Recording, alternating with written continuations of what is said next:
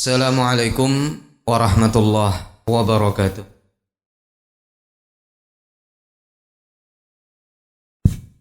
Alhamdulillahi wa kafa. Wassalatu wassalamu ala rasulina al-mustafa wa ala alihi wa ashabihi wa man ittaba'al huda ila yaumin alqah. Amma ba'd. Ikhwas sekalian yang dirahmati oleh Allah Azza wa Jal, tentu pertama kita panjatkan syukur kita kepada Allah, yang mana pada kesempatan kali ini kita dipertemukan kembali oleh Allah untuk mengadakan kegiatan kajian kita di setiap Rabu keempat ya, insyaallah. Dan ini setelah Idul Fitri baru pertama ini. Ya.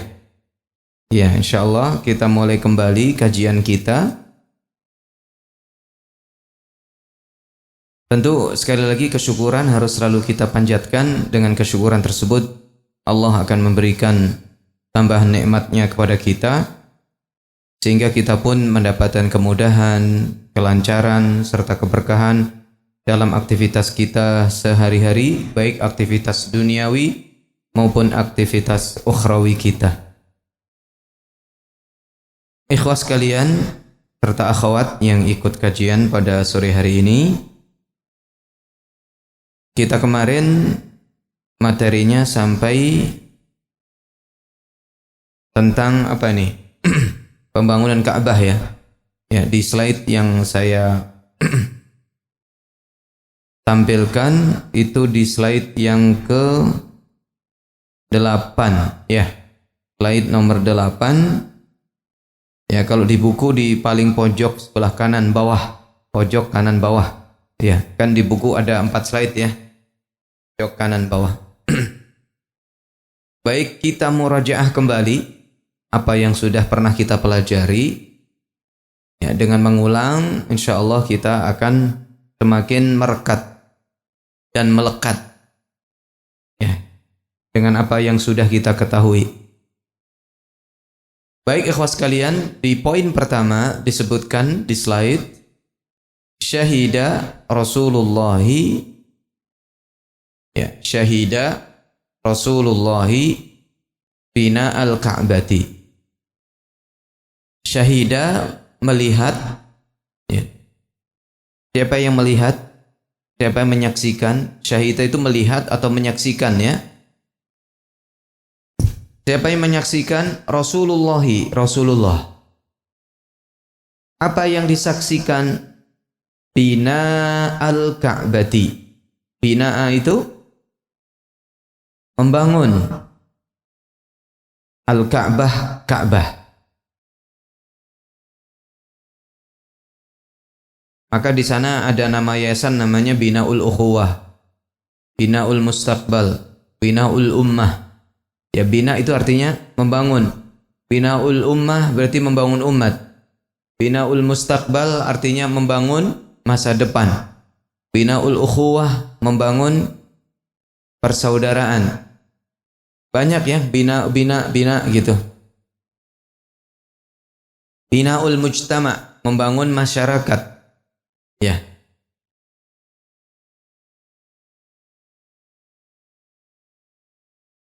Ala yadi Quraisyin. Ala yadi Quraisyin. Ala itu artinya apa? Di atas. Yadi tangan Quraisyin. Orang-orang Quraisy. Wa umruhu dan umurnya 35. Kita ulang ya. Syahida menyaksikan. Siapa yang menyaksikan tadi? Rasulullah. Apa yang disaksikan?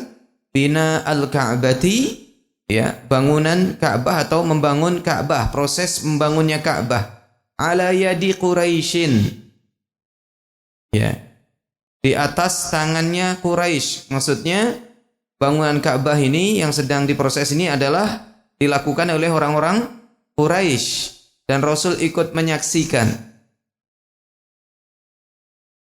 Nah, ikut menyaksikannya di sini bukan sekedar melihat, tetapi beliau memiliki peran yang amat penting. Karena pada saat itu beliau sudah berumur 35 tahun. Maka siapa saja yang usianya 35 tahun belum punya peran di masyarakat, belum punya peran di keluarganya, belum punya peran di tempat kerjanya, maka ini harus evaluasi diri. Karena kalau sudah usia 40 tahun itu sudah mulai mapan. 35, 30 mulai merintis gitu kan. 35 sudah mulai peran, punya peran. Nah, 40 sudah mulai mapan. Ya. Ittafaqat Quraisyun. Kita berikutnya ya. Ini di antara peran yang paling penting. Ittafaqat Quraisyun. Apa ittafaqat? Ya. Ittafaqat Quraisyun. Dan telah bersepakat. Ittafaqat dan telah bersepakat. Siapa yang sepakat? Quraisyun, Quraisy. Ya. Ala, arti aslinya ala itu di atas. Ja'li, menjadikan. Ya. Ittafaqat Quraisyun ala ja'li. Quraisy sepakat untuk menjadikan Rasulillahi, ya, menjadikan Rasul sallallahu alaihi wasallam yadha'ul hajara, yang meletakkan batu atau hajar al-aswad, batu hitam, hajar aswad, fi makanihi, di tempatnya. Di tempatnya. Ya. Jadi kita ulang di sini, syahida, ya, telah menyaksikan Rasulullah bina al-Ka'bati, ya, proses pembangunan Ka'bah, ala yadi Quraisyin, yang dilakukan oleh orang-orang Quraisy sedangkan usianya 35 tahun. Peran penting Rasul di sini adalah orang-orang Quraisy sepakat untuk menjadikan Rasul sallallahu alaihi wasallam yang meletakkan hajar aswad di posisinya. Nah, kemarin kita bahas ini tentang proses pembangunan Ka'bah. Kita ulang ya supaya ingat lagi.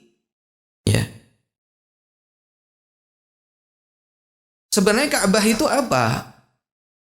Ka'bah itu adalah awwalu baitin buniya li ibadatillah. Rumah pertama kali yang dibangun oleh Allah, ya, untuk beribadah kepadanya.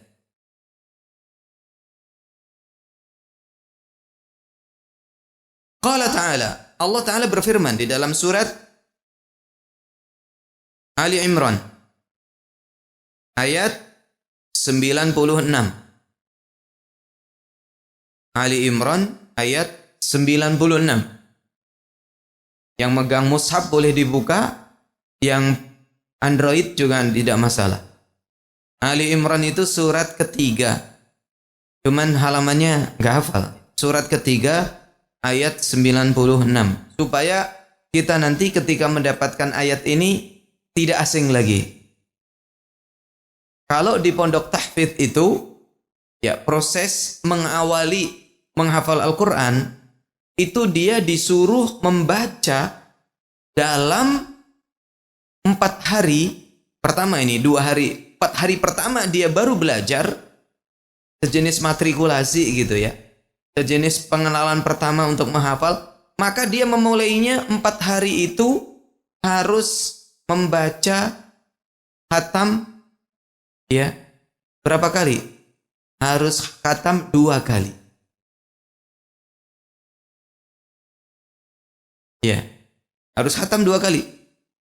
Tujuannya adalah supaya sering lidah itu untuk mengenal dengan ayat-ayat yang dia baca, sehingga nanti menghafalnya gampang.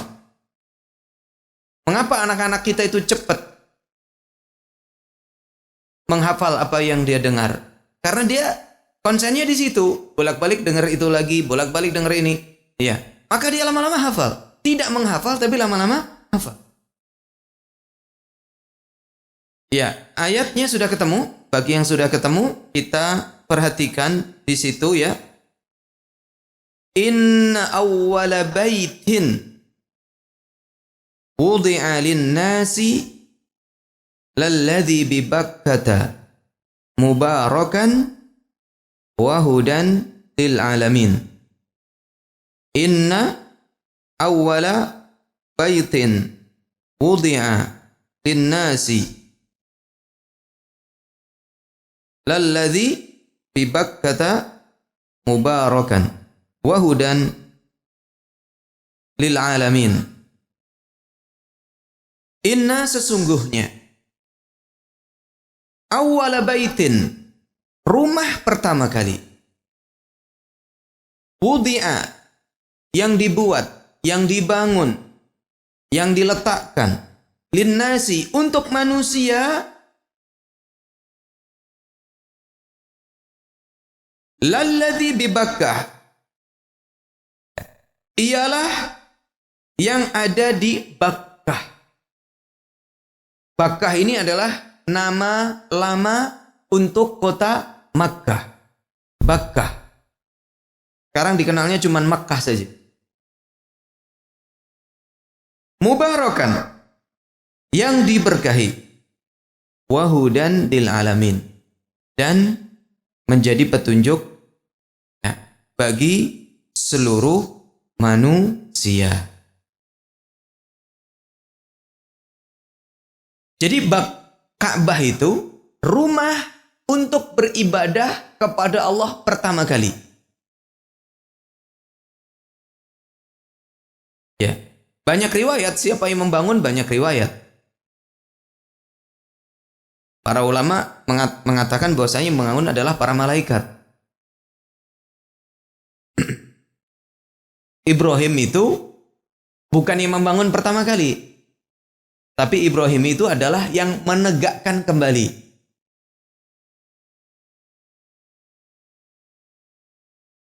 Wa id yarfa'u Ibrahimul qawa'ida minal bait.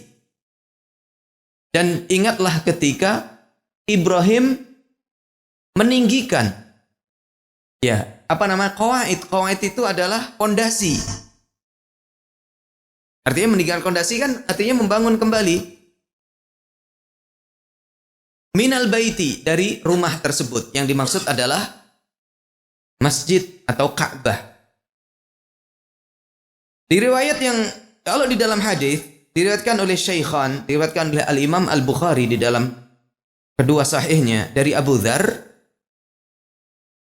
Beliau berkata, "Qultu ya Rasulullah, aku bertanya kepada Rasul, ayyu masjidin wudi'a fil ardi awwalu?" Masjid apakah yang pertama kali dibangun di muka bumi ini?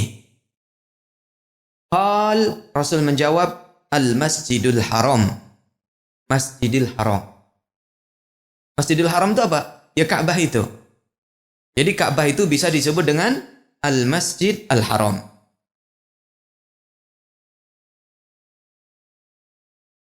Nah, kemudian seiring dengan berjalannya waktu, ya namanya bangunan ya. Namanya bangunan. Ada umurnya. Ada umurnya. Kemudian berbagai peristiwa yang menimpa Ka'bah ini. Sehingga ya temboknya jadi runtuh. Ya. Kemudian ada yang lepas, ada yang copot dan lain sebagainya.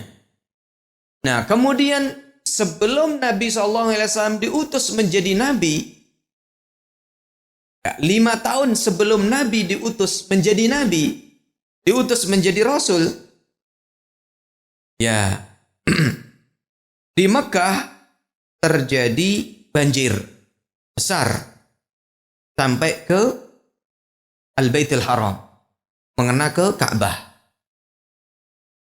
Kalau kita pernah umroh, antum ketika masuk, ya, dari pintu biasanya kalau kita masuk pertama kali masuk ke dalam tempat tawaf itu di Masjidil Haram itu, maka kita akan masuk ke pintu Malik Abdul Aziz yang berhadapan dengan Tower Zamzam yang ada jamnya itu. Ya, maka kita masuk. Pas masuk antum lihat nanti Ka'bah itu ada di bawah. Karena wadi itu adalah lembah. Jadi Ka'bah itu terletak di lembah. Berarti kalau lembah gambarannya di mana? Dataran rendah kan, bawah. Jadi kalau kita masuk di bawah dia. Maka kalau hujan deras, ya. Dan kita tahu di sana tidak seperti di kita. Kalau kita kan sudah siap got, sudah siap kali, sudah siap sungai. Ya, sanitasinya sudah. Walaupun sanitasi yang cukup juga ketika air melimpah akan terjadi banjir juga kan? Nah ini Masjidil Haram itu sudah di bawah, gitu kan? Sanitasi nggak seperti di kita, akhirnya apa yang terjadi? Ya kalau hujannya berlebih, kemudian airnya ya tidak bisa mengalir ke tempat lain, maka dia akan membanjiri Ka'bah. Nah terjadilah banjir. Hampir-hampir Ka'bah itu hanyut kita. Dan begitu juga sebelum itu pernah ada seorang ibu-ibu, ya nggak tahu ini sebabnya apa, ya dia menyalakan api kemudian Ka'bahnya ini terbakar. Ya, 5 tahun sebelum kenabian.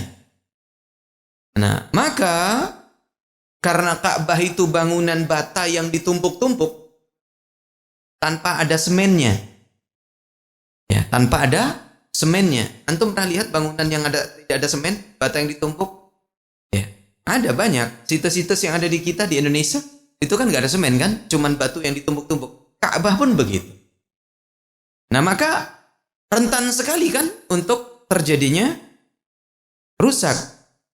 Dan akhirnya ya orang-orang Quraisy melihat Ka'bah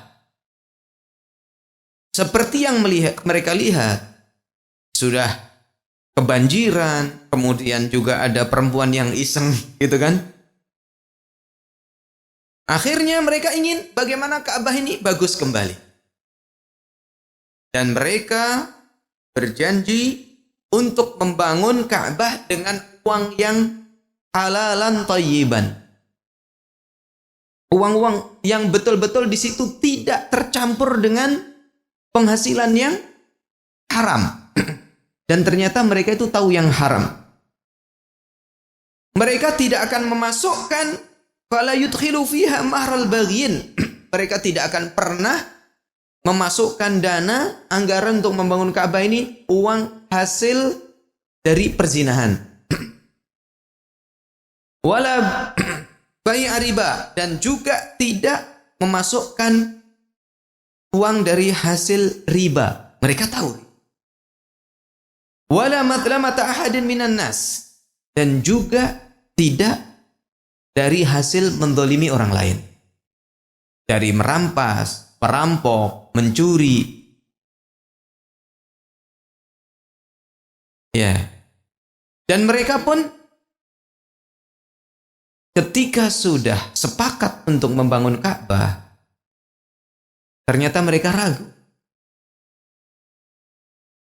Ya, ternyata mereka ragu. Keraguannya di mana? Mereka ingat kisahnya siapa? Abroha. Abroha yang ingin menghancurkan Ka'bah, akhirnya ya, yang membawa gajah akhirnya apa? Hancur oleh Allah. Ya, dibuat mereka hancur lebur dengan dikirimnya burung. Burung apa? Burung ababil. Ternyata ababil itu bukan nama burung. Kita latah kayaknya ya, salah kaprah itu. Ya. Di surat apa itu?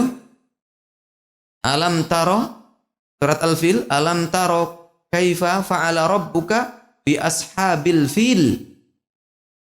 Ya.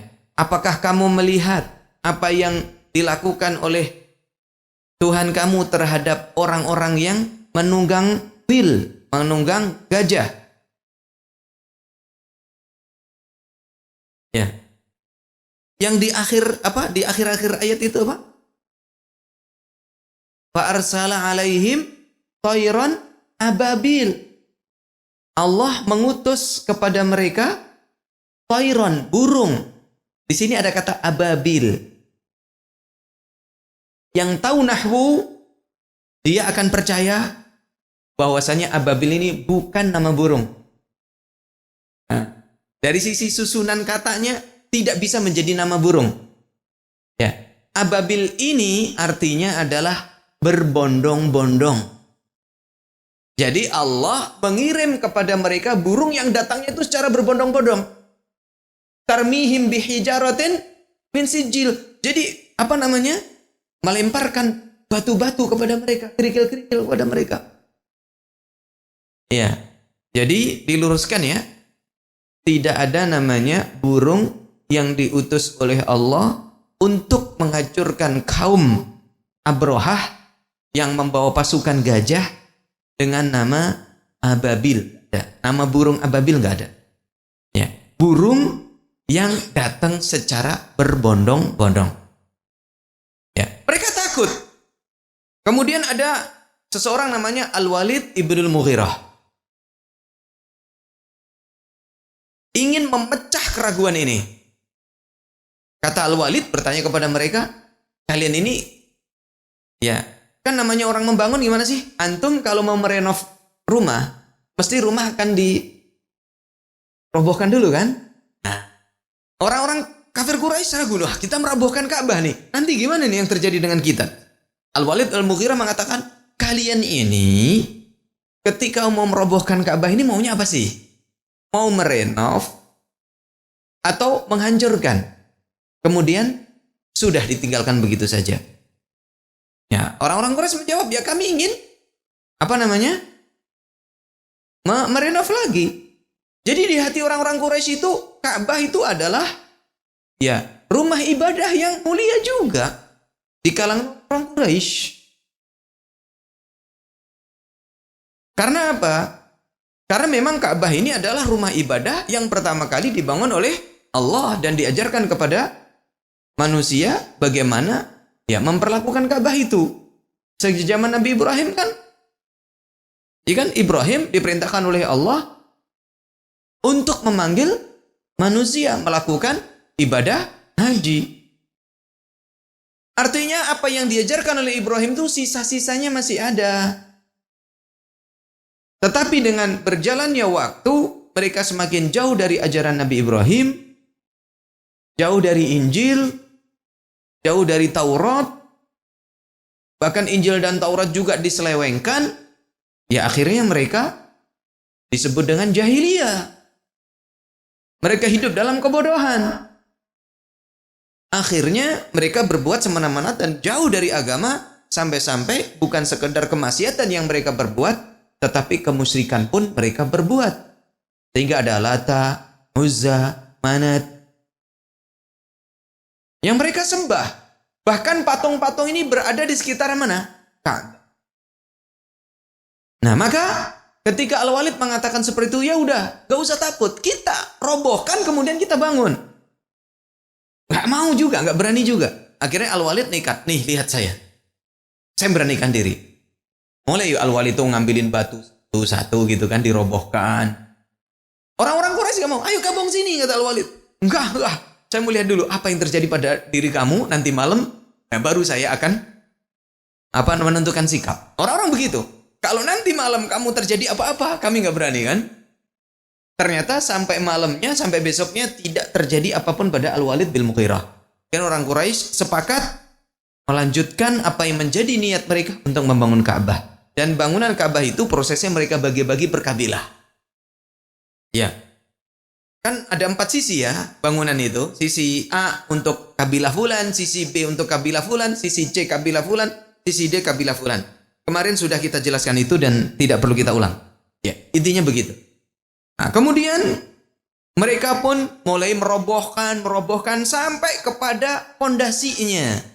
Dan mereka mendapatkan ada batu pondasi peninggalan Nabi Ibrahim yang sudah nempel lengket dengan tanah. Ya, mereka berusaha untuk mencukil. Berat itu dicukilnya.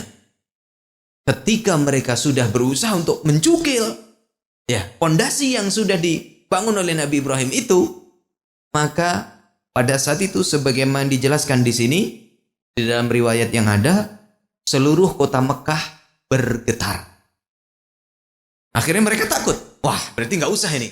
Biarkan saja pondasi Nabi Ibrahim tetap utuh di situ. Kemudian di atas pondasi Ibrahim itulah mereka melanjutkan bangunan Ka'bahnya. Ya. Dan di antara yang ikut membawa batu adalah siapa? Rasul sallallahu alaihi wasallam sendiri. Pada saat itu, ya, pakaian adalah izar. Izar itu sarung ya. Ya, izar itu sarung, tidak itu bagian atas. Jadi pakaian pada saat itu orang Arab itu adalah seperti orang Arab itu. Kain satu bawah. Ya.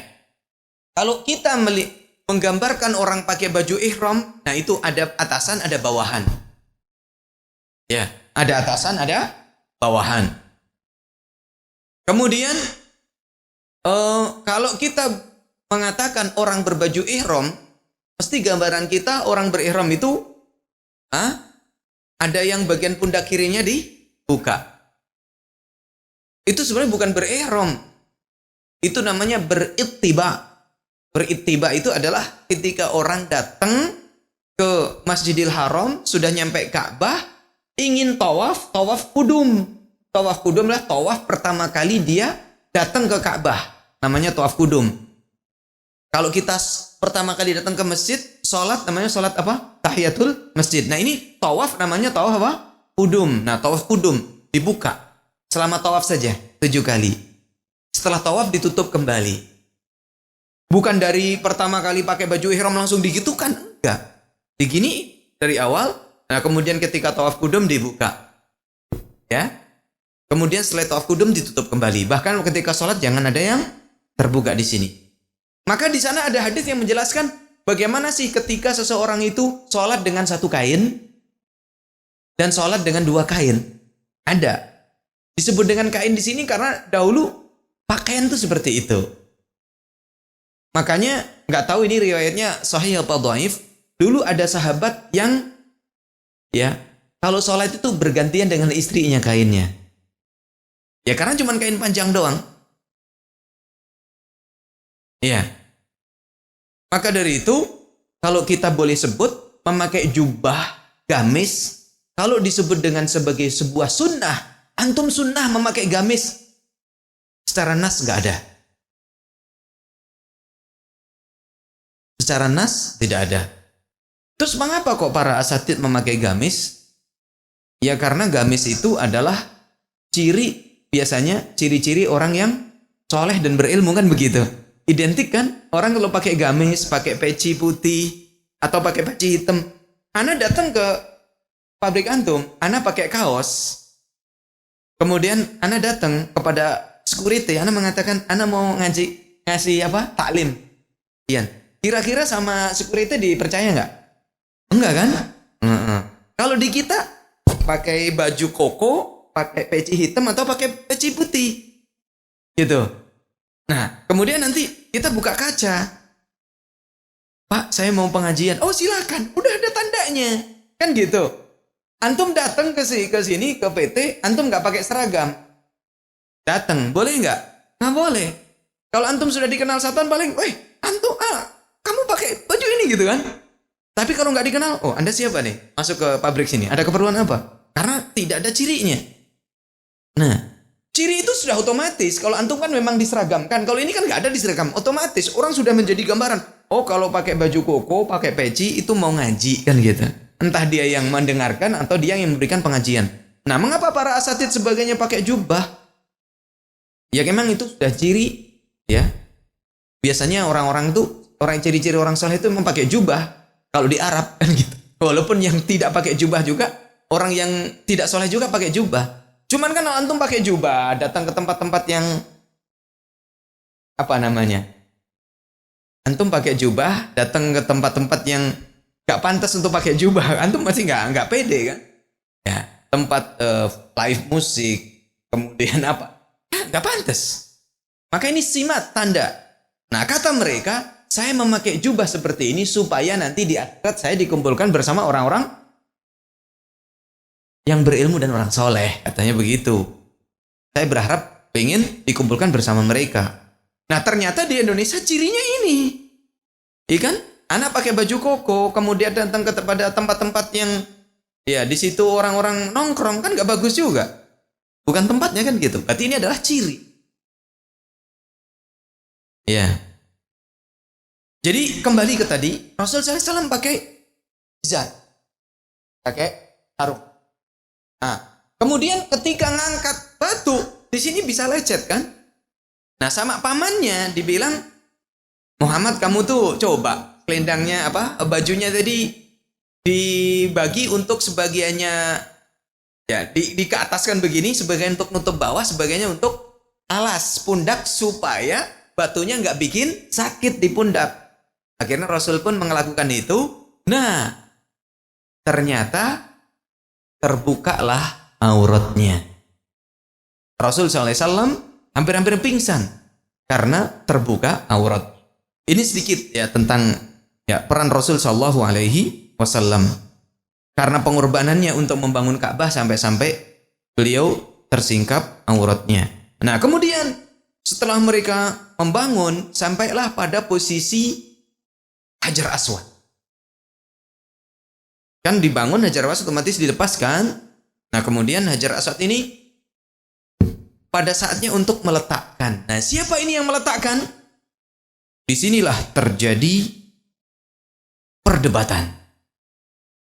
Bahkan mereka rela untuk berperang demi ya mendapatkan hak untuk meletakkan Hajar Aswad ini. Sampai mereka bertahan untuk gontok-gontokan itu sampai 4 atau 5 hari. Sehingga ada seseorang yang bernama Abu Umayyah Ibn Mughirah Al-Makhzumi. Abu Umayyah bin Al-Mughirah Al-Makhzumi. Beliau adalah ayahnya Ummu Salamah. Siapa Ummu Salamah? Istri Rasul SAW. Istri Rasul. Berarti mertuanya Rasul SAW sebelum menjadi mertua, orang ini belum diangkat menjadi nabi. Kan Ummu Salamah itu kan menikahnya prosesnya kan nanti kan Khadijah dulu. Terus lama kan sampai menikah dengan Saudah sebelum hijrah itu. Saudah beberapa bulan, sekitar 2 bulan, Rasul langsung menikah dengan Aisyah yang masih kecil. Aisyah waktu itu masih main ayunan gitu. Ya, menikahi. Tapi Rasul tidak langsung serumah dengan Aisyah. Cuman akad nikah saja. Nah, kemudian Saudah khawatir. Wah ini kalau nikah dengan Aisyah, khawatir saya nanti dicerai nih. Nah, daripada saya dicerai, saya mending tetap bertahan dengan Nabi dan berstatus sebagai istri Nabi. Kan gitu. Akhirnya Saudah mengatakan kepada Rasul SAW, wahai Rasul, ya, saya setelah Anda menikah dengan Aisyah, saya katakan kepada Anda bahwa semua hak saya tidak menuntut. Paham nih maksudnya? Semua apa yang menjadi hak saya sebagai seorang istri, saya tidak akan memintanya. Ya. Tanazal. Jadi apa namanya? Saya tidak pernah meminta. Tanazul itu apa sih? Ya, merelakan diri. Status saya tetap menjadi istri Anda, tetapi Anda tidak harus datang ke rumah saya, tidak harus menafkahi saya. Udahlah, kita status aja, gitu loh. Boleh begitu? Ya boleh, orang ada contohnya dari Rasul sallallahu alaihi wasallam. Boleh. Ya, istri yang pengen status aja boleh. Biasanya yang wanita pengen mendapatkan status pernikahan itu biasanya, mohon maaf, wanita yang sudah kadaluarsa. Kadaluarsa itu artinya sudah sibuk dengan apa namanya?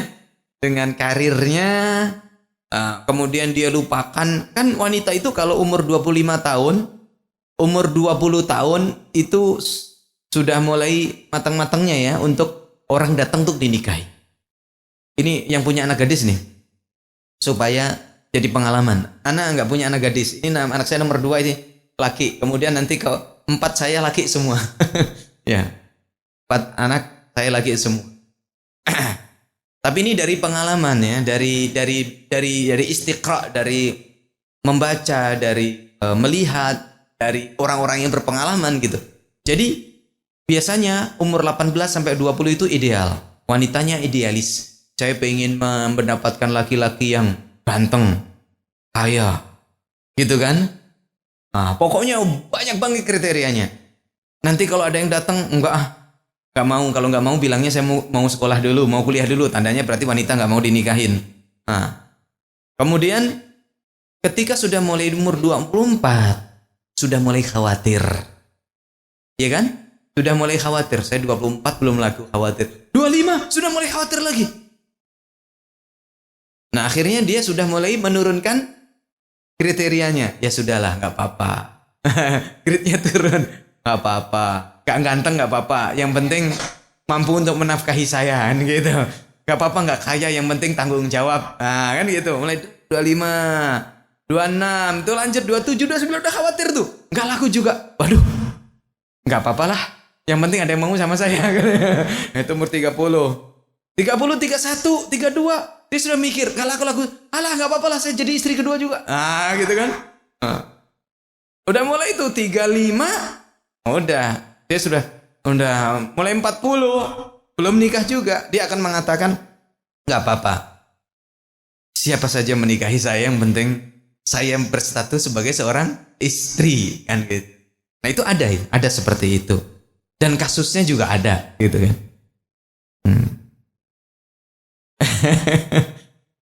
Siapakah dia ya? Ada lah begitu. Ya. Sampai Abu Umayyah bin Mughirah al-Makhzumi, ayahnya Ummul Mu'minin Ummu Salamah ini, ya, beliau adalah orang yang paling sepuh di situ di kalangan orang-orang Quraisy.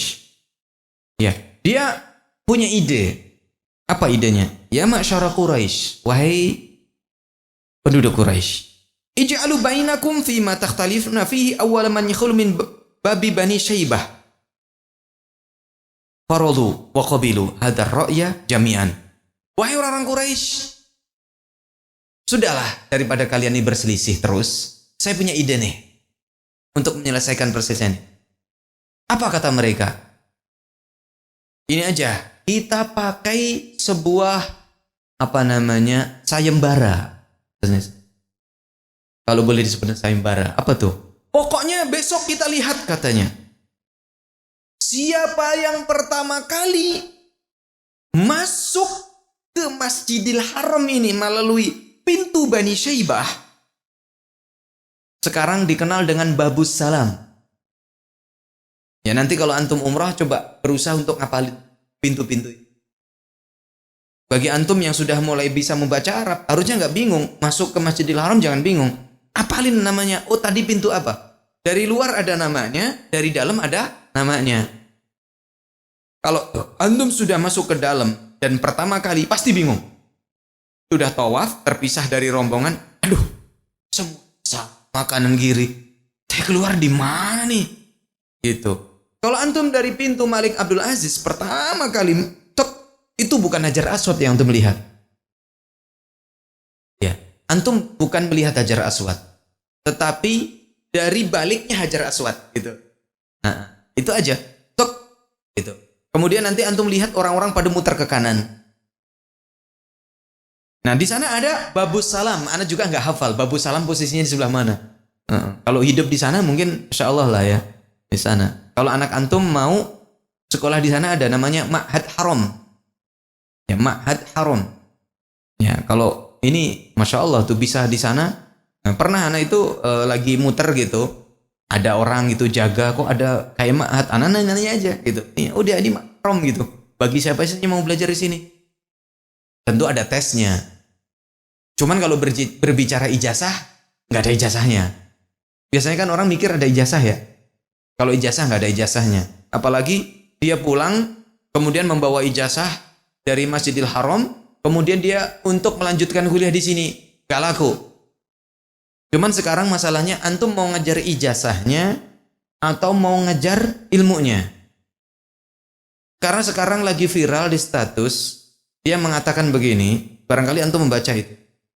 Dia mengatakan begini, anak saya pesantrenkan di pesantren tahfidz, sudah hafal Al-Quran, kemudian saya suruh ngajar di pesantren cuman dibayar berapa? Ana lupa nominalnya. 350.000. Ya, akhirnya saya suruh kerja di pabrik yang gajinya berapa? 4 juta. Gitu. Saya kok miris ya? Masa anak saya sudah belajar capek-capek cuman dibayar 350.000. Antum gimana? Membaca status itu kira-kira gimana? Ya. Pertanyaannya gini, antum dulu masukin anak untuk tahfidz Quran itu apa tujuannya? Untuk kerja. Kalau tahfidz Quran untuk kerja nggak bisa. Jangan salah, nggak bisa. Kalau antum ingin anak antum nantinya kerja, ya sekolahkan sesuai dengan latar belakangnya nantinya yang bisa untuk bisa kerja. Di engineering, ya sekolahnya di engineering. Ya kan? Mau jadi supervisor, ya sekolahnya barangkali di apa supervisor? Di manajemen ya? Di manajemen misalkan, di apalah. Gitu. Ya itu baru nyambung. Dan antum sekolahkan tahfidz. Ya kan? Itu tujuannya apa? Itu tujuannya ilmu, untuk menyebarkan ilmu. Adapun ketika dia menyebarkan ilmu mendapatkan rezeki, ya alhamdulillah. Berapa? Ya, itulah, gitu kan. Iya. Sayang, itu sungguh sayang. Ya, sungguh sayang dia meniatkan untuk anaknya sekolah tahfidz dulu apa, kan gitu. Walaupun akhirnya banyak komen, ya bahkan asatidz pun juga ada yang ikut komen, katanya dihapus ya postingannya, malu kayaknya. Ya, baik. Wahai orang-orang Quraisy, siapa saja yang masuk pertama kali dari pintu as-salam, babu salam, maka dia berhak untuk meletakkan hajar aswad itu. Dan mereka pun setuju. Akhirnya mereka pun melihat siapa pertama kali yang masuk dari babus salam atau bab Bani Syaibah ini. Ternyata dia adalah orang yang selama ini mereka kenal dengan Al-Amin, yang amat dipercaya, As-Sadiq, orang yang sangat jujur. Ya, jujur dan dipercaya. Maka mereka pun semakin yakin bahwasanya dialah yang pantas untuk meletakkan hajar aswad. Nah, usia 35 tahun yang barangkali masih muda-mudanya, egonya tinggi. Mentang-mentang dia berhak. Ya, seseorang bisa saja berpikir, ya udah ini hak saya nih, saya seorang pemuda nih. Meletakkan hajar aswad kan begitu. Ternyata beliau adalah seorang pemuda, tetapi berpikiran orang dewasa. Fisiknya pemuda, berpikirnya dewasa. Ya. Apa yang menjadi ide dia? Dia memanggil para pemuka-pemuka Quraisy yang ada saat itu untuk mendekat ke beliau. Kemudian beliau membuka selendangnya, ridaknya, ya, pakaian atasnya. Kemudian batu itu diletakkan di atas selendangnya, ya. kemudian masing-masing dari siapa? Pemuka Quraisy itu memegang kain itu, kemudian dibawa Hajar Aswad itu ya mendekat ke tempat diletakkannya Hajar Aswad, kemudian baru Rasul SAW sendiri yang letakkan Hajar Aswad tersebut. Dari situlah ya peran beliau sangat tinggi, bukan sekedar meletakkan Hajar Aswad, tetapi mampu untuk menyelesaikan perselisihan dan perdebatan yang hampir-hampir ya mereka mengadakan pertumpahan darah.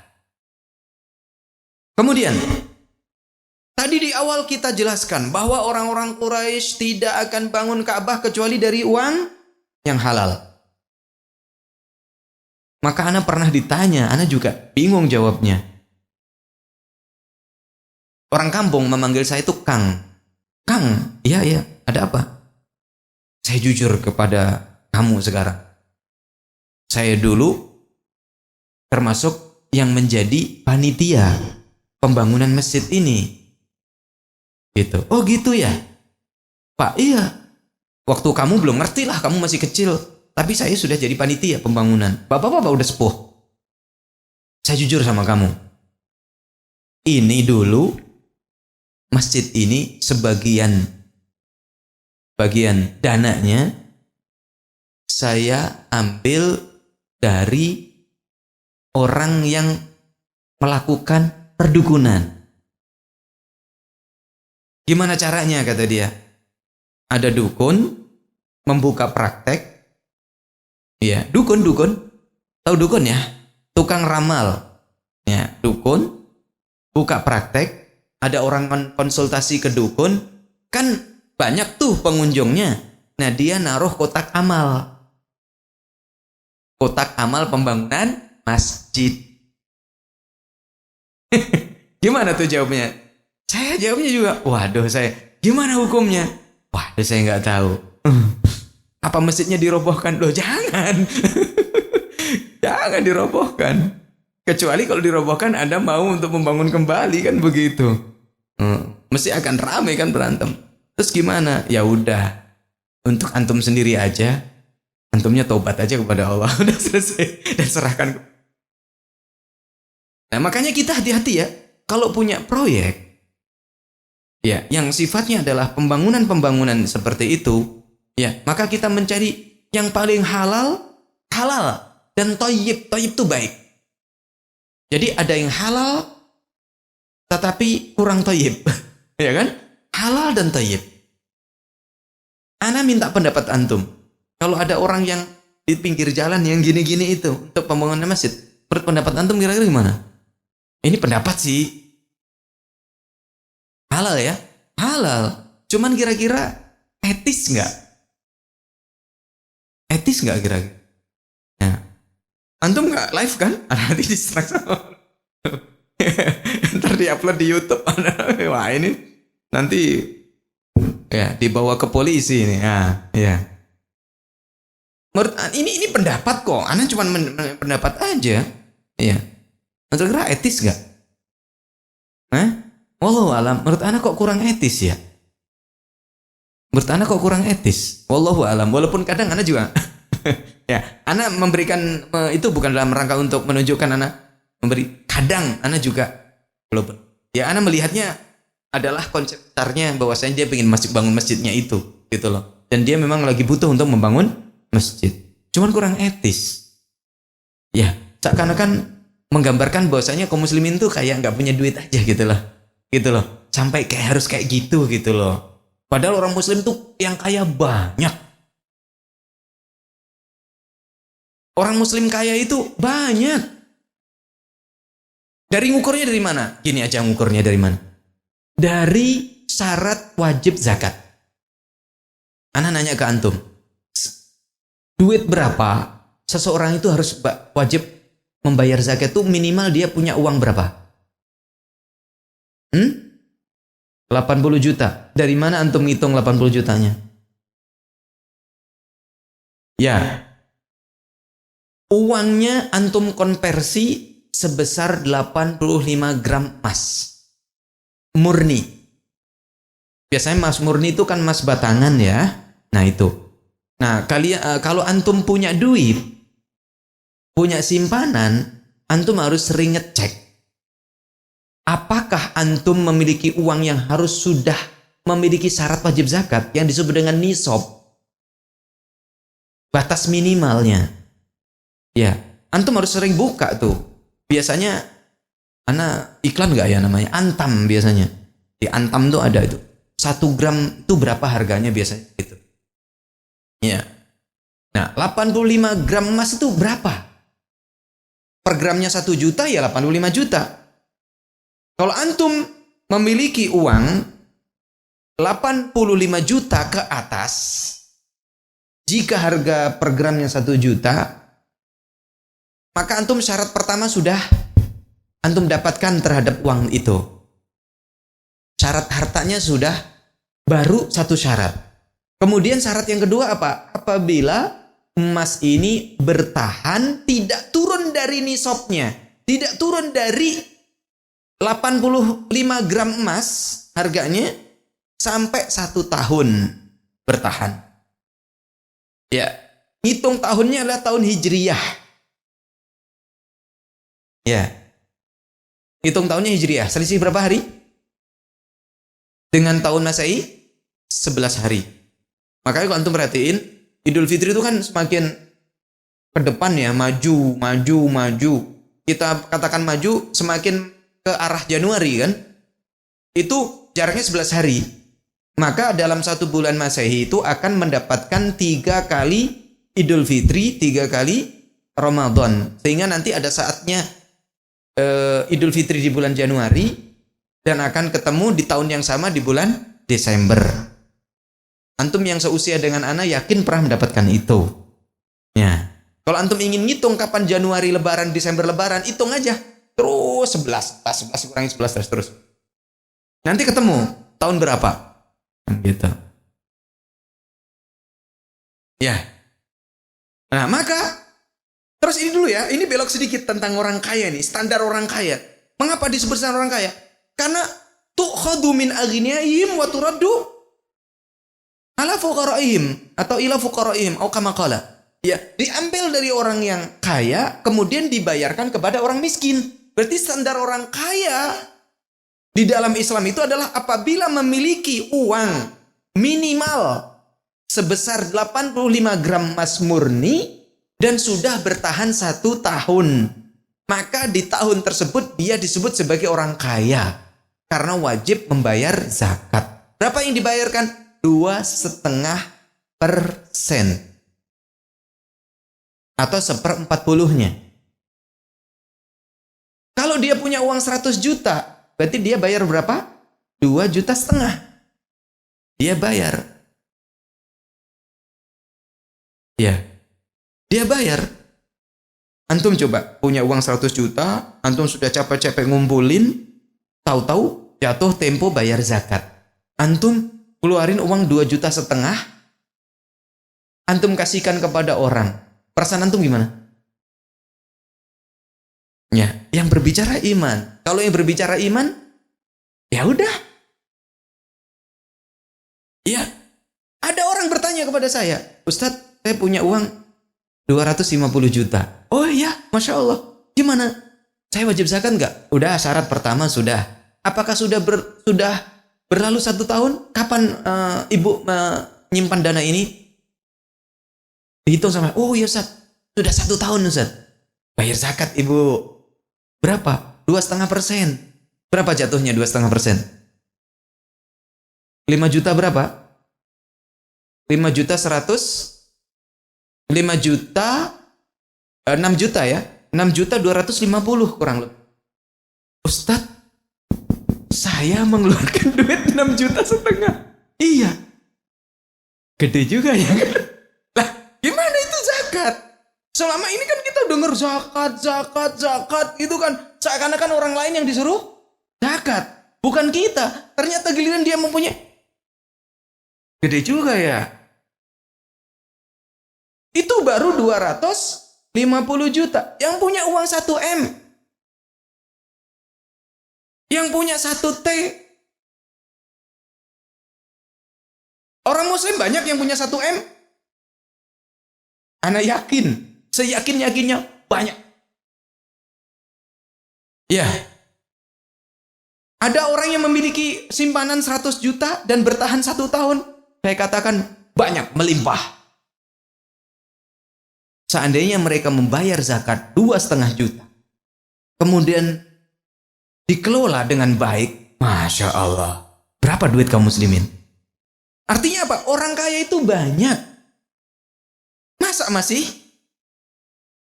Nah gitu maksudnya. Tadi kan dari situ berangkatnya. Orang kaya itu banyak. Nah, cuman melihat dari antum siapa nih kira-kira yang sudah simpanannya? Yang sudah bertahan nih. Yang punya simpanan 100, yang sudah bertahan 1 tahun, segera zakat.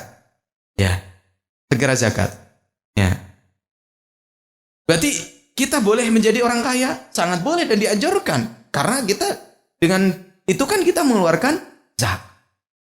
Yang nggak boleh itu apa? Yang nggak boleh adalah cinta dunia, cinta harta. Sudah waktunya zakat juga nggak mau zakat. Ada. Contohnya gimana? Ini contoh tidak baik. Uang 100 juta.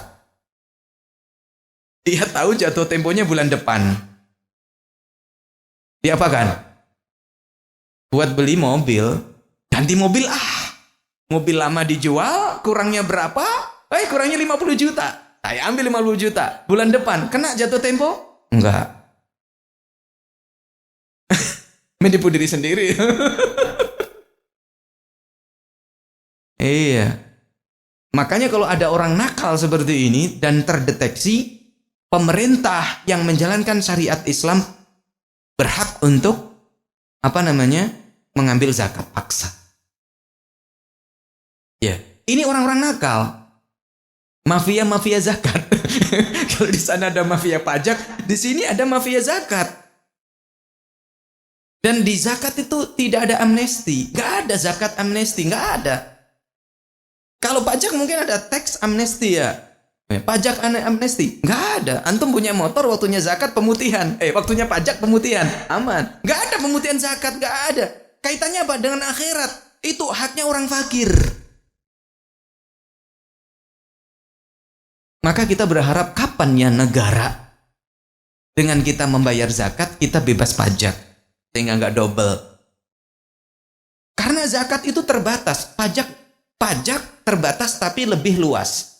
Antum rumah pajak. Tanah pajak. Mobil pajak. Motor pajak. Dulu sepeda pajak, plombir. Ingat plombir? Tempelin, saya bawa ke sekolah. Sepeda saya nggak ada plombirnya. Balik. Ada cekatan plombir. Balik kanan. Gak jadi sekolah. Besok datang. Ngapain kamu nggak sekolah? Ada cekatan plombir, Pak Guru. Pak Guru. Itu. Saya di MTS. MTS-nya jarak berapa kilo tuh? 5 kilo. Pakai sepeda goes. Ada cekatan plombir. Balik lagi nggak sekolah. Lewat pasar. Di pasar ada gitu. Ya. Dulu TV. Ada juga kan pajak datang ke rumah-rumah antum. Pakai tempelan kartu apa dulu itu? Ada.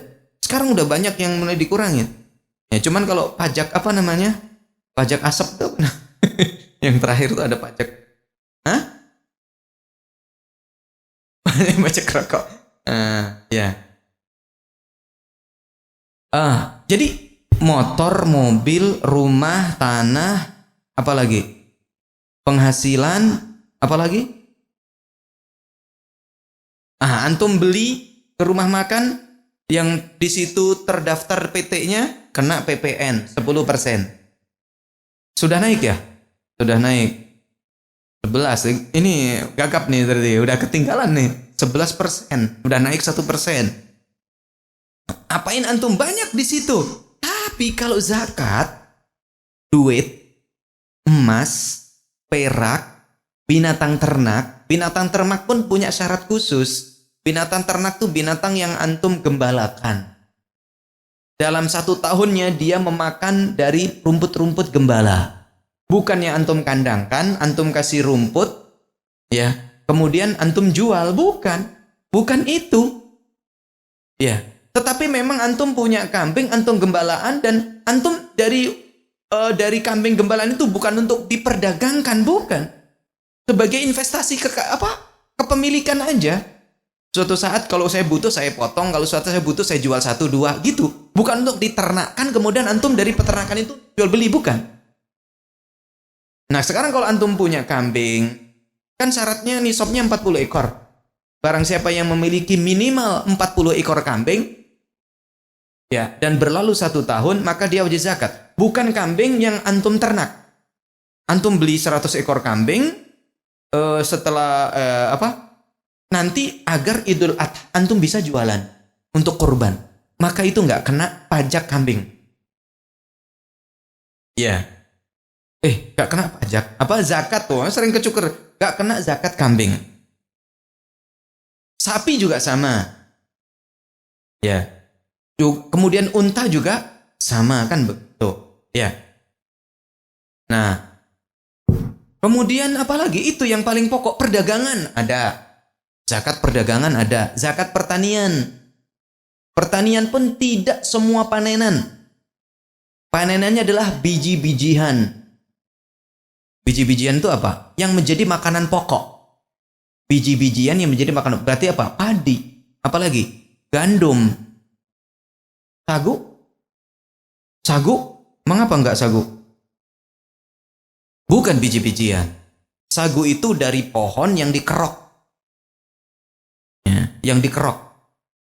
Kemudian jagung, makanan pokok enggak? Memang masih ada orang makan jagung. Dulu ada, sekarang udah enggak ada.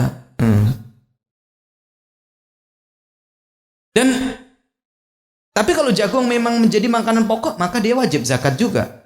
Dan biji-bijian makanan pokok dan bisa disimpan tahan lama, ya, disimpan lama. Ya.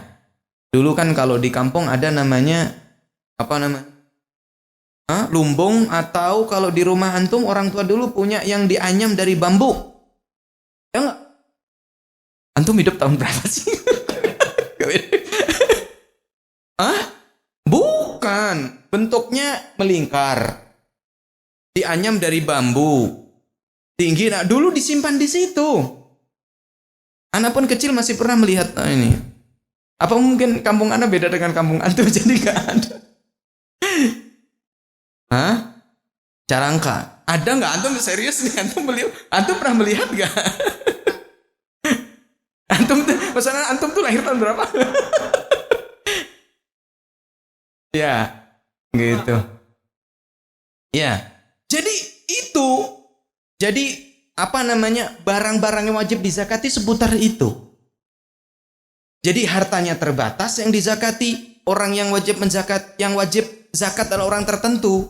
Kalau kita penjual kerupuk yang penghasilannya per bulan di bawah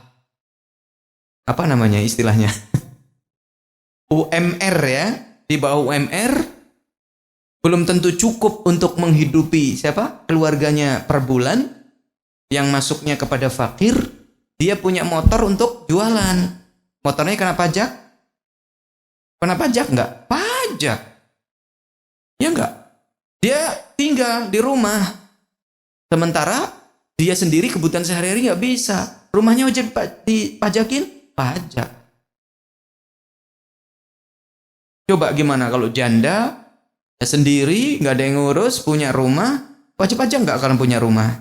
Wajib. Ya, itulah Islam. Kita bangga dengan Islam. Karena apa? Aturannya jelas. Ya, kalau di sana ada daerah yang membebaskan zakat bagi veteran, bagi guru, bagi dosen, Masya Allah itu. Ya, memang pada asalnya, ya, pajak itu adalah yang dimewajibkan adalah pemerintah. Ataupun di dalam syariat Islam tidak ada pajak. Yang ada adalah zakat. Terukur banget. Zakat itu terukur. Tuh. Maka kalau zakat itu dikelola dengan baik, maka kemiskinan itu akan bisa dientaskan. Maka di negara-negara Arab itu yang menerapkan zakatnya benar, Masya Allah, sampai mereka itu dana itu keluar negeri. Karena di sana sudah melimpah. Di situ ada orang fakir, pasti mendapatkan zakat. Ya, kalau orang fakirnya sudah melimpah, gimana? Sudah mendapatkan bantuan dari zakat, ya. Masya Allah. Makanya nanti di antara tanda-tanda hari kiamat itu adalah apabila manusia itu menolak sedekah. Ketika diberikan sedekah sama saudaranya, dia mengatakan, saya kaya, saya sudah cukup. Ya. Maka bagi orang yang tahu kata sodakoh, terus dikasih orang, ini maaf untuk antum sodakoh, pasti dia akan, sodakoh itu identik dengan apa? Pemberian kepada orang mampu, dari orang mampu kepada orang yang tidak mampu.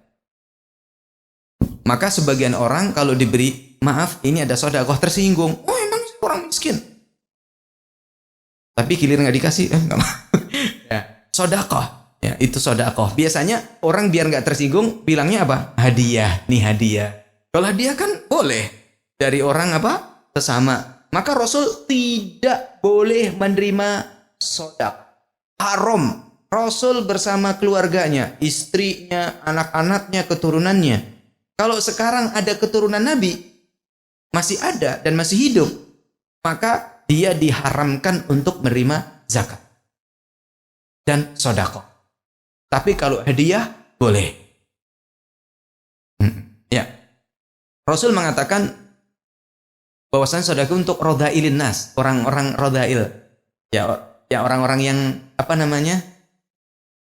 Orang yang tidak bagus gitu. Artinya tidak bagus itu orang-orang yang butuh gitu. Maka Rasul tidak pantas untuk mendapatkan sodakoh. Maka orang sebagiannya tersinggung kalau disebut ya pemberiannya kepada dirinya itu disebut dengan sodakoh. Ya. Kemudian Ka'bah dibangun, Rasul SAW meletakkan tadi bangunannya Hajar Aswad, kemudian bangunannya tidak dibangun kecuali dari yang halal. Ternyata orang kafir Quraisy tidak mampu lagi, kehabisan uang ya untuk membangun Ka'bah sampai selesai. Sehingga Ka'bah dibangunnya tidak utuh. Jadi Ka'bah yang antum lihat di TV sekarang itu bangunan Ka'bah yang bukan utuh zaman Nabi Ibrahim dan zaman kafir Quraisy sebelum membongkar Ka'bah. Pada saat Nabi SAW berusia 35 tahun itu dirobohkan. Nah sebelumnya nggak seperti yang kita lihat. Ya, kalau kita lihat sekarang persegi ya. Nah, kemudian di sebelahnya itu, di salah satu sisinya ada setengah lingkaran. Aslinya Ka'bah itu mentok sampai habis setengah lingkaran itu. Karena orang kafir Quraisy gak mampu, maka akhirnya dikurangin dan dibuatlah batas Ka'bah itu dengan setengah lingkaran. Artinya orang yang masuk ke setengah lingkaran itu, maka dia dihukumi masuk ke dalam Ka'bah. Maka kalau tawaf mengelilingi Ka'bah itu nggak boleh masuk ke dalam itu, kan setengah lingkarannya itu tidak nempel ke dinding Ka'bah, tapi ada space untuk berjalan kedua sisinya. Ya, pokoknya bentuknya seperti magnet yang setengah lingkaran itu, ya kan? Nggak boleh masuk situ. Dia harus memutari lingkaran itu. Ya, maka dia akan melewati luar Ka'bah dalam tawafnya. Nah, dulu bangunan Ka'bah itu di masa Ibrahim dan Ismail itu tingginya 9 hasta. Hasta itu seberapa sih? Sehasta itu seberapa? Ini ya. Berapa sehasta? Ya, segini sehasta. Gitu. Antum yang tahu hasta, anak nggak tahu hasta. Berapa sehasta itu? Kan memang ukurannya begitu. Antum kan di orang tua kita kalau jual sawah berapa ukurannya? Kalau di Jawa Barat tumbak. Satu tumbang 14 meter. Ya, kalau di Jawa Timur pakainya ru, 1 ru, 2 ru, 1 kotak, 2 kotak kan gitu. Iya. Apa? 1 patrok. Orang Jawa ngomongnya 1 patrok. Nah, kalau orang Sunda bilangnya 1 tumbak. 14 meter ya, 1 tumbaknya 14 meter. Saya dulu untuk bisa memahami 1 tumbak itu lama. Tapi karena sering ngobrol dengan mertua jadi paham 1 tumbak itu 14 meter. Hitungannya tumbak terus. Makanya kalau ngaliin berapa tumbak ngitung dulu lama. Ya. Kemudian punya pintu barat dan pintu timur. Pintunya ada 2. Barat, pintu timur. Jadi biar pintu keluarnya ada, pintu masuknya ada, gitu. Kemudian ketika dibangun oleh orang Quraisy ini, maka bangunannya ditambah lagi 9 hasta lagi. Jadi menjadi berapa? 18 hasta. Kalau satu hastanya 1 meter, 18 meter. Tapi bukan 1 meter, 1 hasta, setengah meter. Setengah meter ya, berarti berapa? 9 meteran, kurang lebih. Tinggi berarti ya. Tinggi sekali. Ini masjid berapa? Berapa meter tingginya? Antum yang bangun bukan? Ya. Ini berapa meter? Kalau paling rumah itu berapa meter? 3 meter, 4 meter? Rumah itu 4 meter. Kalau kalikan 2, 8 meter. Ya kan berarti ya mungkin ya sekitar. Ya. Kemudian dulunya 2 pintu sisi ini ya pintu biasa. Orang bisa keluar masuk. Seperti pintu rumah. Seperti pintu masjid. Nah giliran dibangun sama orang kafir Quraisy. Ditambah 9 hasta lagi. Ya, ditambah 9 hasta lagi. Kemudian pintunya cuma 1 di dekat Hajar Aswad, ya, menghadap ke tempat sa'i, ya. Kemudian pintunya ini ditinggikan sehingga orang kalau mau masuk ke Ka'bah harus pakai tangga. Nah, tingginya orang berdiri tapi tangan masih begini. Kira-kira berapa meter? 2 meteran. Mengapa? Katanya agar mereka bisa memilih siapa yang masuk. Yang boleh masuk orang-orang tertentu. Ini orang Quraisy tuh kayak gitu tuh. Maka Rasul sallallahu alaihi wasallam mengatakan, "Ya Aisyah, ya Aisyah." Setelah Rasul sallallahu alaihi wasallam menaklukkan kota Makkah, ya kan? Kemudian patung-patung sudah mulai dihancurkan karena semua orang Makkah masuk Islam. Maka Rasul mengatakan, "Ya Aisyah, laula anna qaumaka hadithu ahdin bi jahilati la amartu bil baiti fahudim." Wahai Aisyah, seandainya kaummu yang di Mekah ini, orang-orang di Mekah ini bukan orang yang baru masuk Islam dan mereka bukan orang-orang yang baru keluar dari masa jahiliyah mereka, niscaya saya akan menyuruh Ka'bah ini dibongkar. Fa'atulfu ma ukhrija minhu. Kemudian saya memasukkan apa yang selama ini tidak dikategorikan sebagai Ka'bah. Artinya dibangun utuh. Wa alzaqtu bil ardi. Kemudian saya turunkan ketinggiannya. Wa ja'altu lahu babaini. Kemudian saya saya jadikan 2 pintu, pintu timur dan 1 pintu barat. Ya, sebagaimana yang dilakukan oleh Nabi Ibrahim. Tetapi karena orang-orang baru masuk Islam, jadi apa kalau dibongkar lagi Ka'bahnya? Jadi fitnah kan? Orang baru masuk Islam, tiba-tiba Ka'bah dibongkar, apa-apaan kan gitu. Maka dari itu, ini adalah ajaran dari Nabi SAW bahwa kita menyikapi sesuatu itu ya harus bijak dan arif. Antum yang sudah tahu sunnah, ya jangan mentang-mentang sudah belajar sunnah. Kemudian antum datang ke kampung. Ada orang yang melakukan sesuatu yang menjadi sunnah. Tiba-tiba antum datang, bid'ah itu. Rasul SAW coba. Lebih berhak Rasul apa daripada kita? Lebih berhak Rasul SAW. Tapi Rasul tidak melakukan. Bahkan sampai saat ini, Ka'bahnya seperti yang dibangun Quraisy. Ya Rasul berpikir, nggak masalah sih. Kan itu tetap masih ada kan Ka'bahnya. Masjidnya masih ada kan. Dan masih tetap dijadikan sebagai kiblat kan? Udah selesai, nggak ada masalah. Baik, adzan ya? Yang ngalor ngidul jadi gimana? Nggak apa-apa ya? Masya Allah ya. Banyak yang kita ambil faidah itu dari sirah Nabi SAW itu banyak banget ya. Jadi ini adalah yang disampaikan oleh Rasul SAW ya terkait dengan Ka'bah ya. Kita tutup dulu ya ikhwah pada pertemuan sesi kita yang pertama ini. Kemudian nanti sesi kedua ada.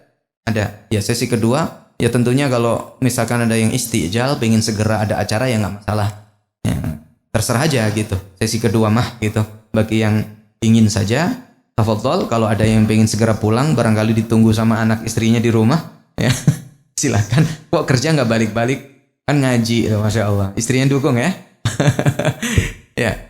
Demikian yang bisa Anda sampaikan. Kalau ada salahnya saya mohon maaf. Wassallallahu ala nabiyina Muhammad wa ala alihi washabihi ajmain wa akhiru da'wana alhamdulillahi alamin. Wassalamualaikum warahmatullahi wabarakatuh. Assalamualaikum warahmatullahi wabarakatuh. Alhamdulillah wassalatu wassalamu ala Rasulillah wa ala alihi washabbihi wa man walah ba'd. Ya. Tadi kita sampai kepada sabda Nabi sallallahu alaihi wasallam terkait dengan bangunan Ka'bah. Yang mana pada awalnya Ka'bah itu dibangun ya cuman 9 hasta ya, kemudian sekitar 4 atau 5 meter. Kemudian pintunya ada 2, barat dan timur. Juga pendek, tidak tinggi, sehingga seperti rumah-rumah pada umumnya. Kemudian diubah oleh orang-orang Quraisy. Bangunannya tidak utuh karena mereka tidak mampu lagi mengambil atau mengumpulkan dana yang halal dan thayyib. Sehingga mereka membangunnya ya sebagiannya ditinggal, tidak dibangun, dan penggantinya adalah cuman sekedar isyarat lingkaran gitu ya. Nah, lingkarannya itu disebut dengan Hijru Ismail, Hijr Ismail. Hijr.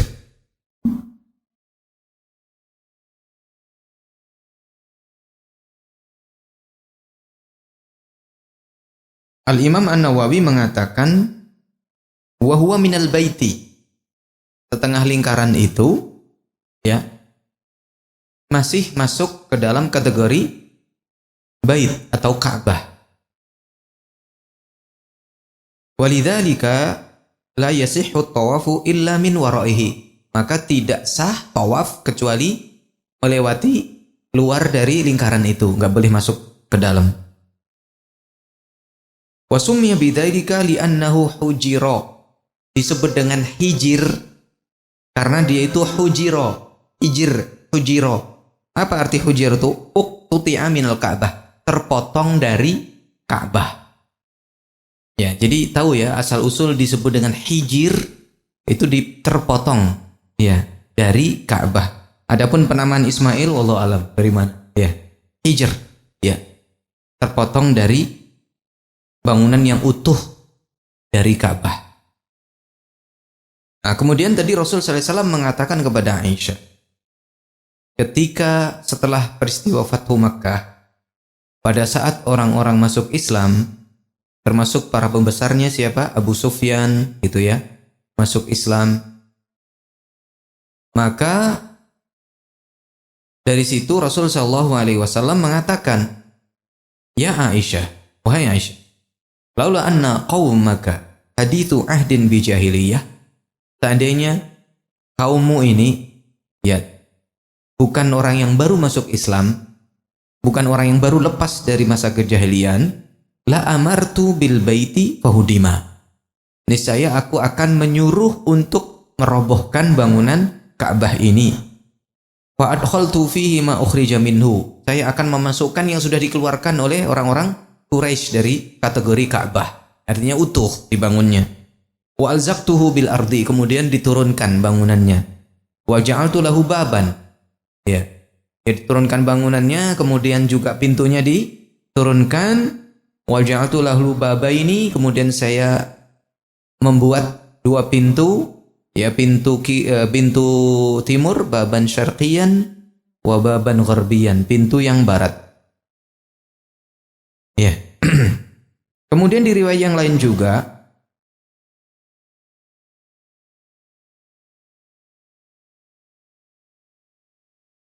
bahwasanya Aisyah radhiyallahu anha bertanya kepada Rasul.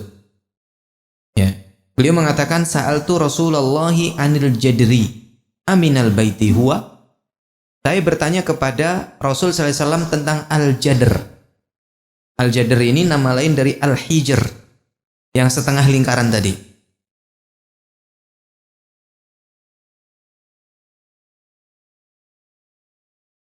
Aminal baitihu, apakah dia termasuk dari Ka'bah? Qala na'am. Nabi menjawab apa? Iya, termasuk dari Ka'bah. Qultu falima lam yudkhiluhu fil bait? Mengapa mereka tidak memasukkan ke dalam bangunan Ka'bah? Secara utuh bangunannya, kok terpisah? Qala inna qaumaki qasurat bihimun nafaqah. Sesungguhnya kaummu, ya, mereka sudah kewalahan untuk mendanai bangunan Ka'bah. Qultu fama sya'nu babihi murtafi'an? Mengapa kok pintunya ditinggikan? Ini pertanyaan Aisyah kepada Rasul.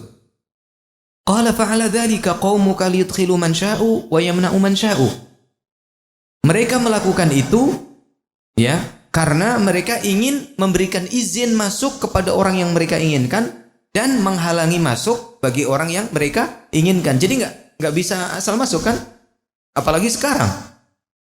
Berapa sekali sekali umroh itu dalam satu waktu berapa itu? Penuh. Belum haji. Haji aja Indonesia 100.000. Ya, totalnya kalau nggak salah 700.000-an yang haji itu. Gimana nggak kebayang orang segitu banyaknya? Kalau ya masuk mungkin berdesak.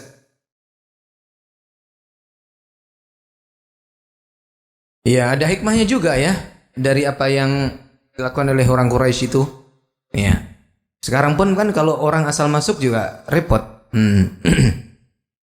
Kemudian walaula anna qaumaka hadithun ahduhum bil jahiliyah. Andai saja kaummu ini bukan orang yang baru lepas dari kejahilian mereka, fa akhafu an tunkira qulubuhum. Kemudian mereka mengingkari, ya, hati mereka mengingkari, an udkhilal jadra fil bait, untuk saya masukkan, ya, lingkaran inti ke dalam Ka'bah, wa an ulsika babahu bil ardi, kemudian saya nempelin pintu, ya, nempelin pintu ke tanah, niscaya saya akan lakukan. Jadi artinya Rasul sallallahu alaihi wasallam tidak ingin mengembalikan bangunan Ka'bah ini adalah supaya tidak terjadi fitnah. Fitnahnya apa? Orang baru masuk Islam kaget, protes, mengingkari, ya, nanti akhirnya mereka bisa jadi berbalik menjadi kafir. Maka Al-Hafidz Ibnu Hajar Al-Asqalani dalam Fathul Barinya, beliau menyampaikan di dalam hadis ini ada beberapa manfaat, ada beberapa faidah ilmu yang bisa diambil. Satu, ya, yang pertama adalah ijtinabu waliil amri ma yatasarra'un nasu ila inkarihi.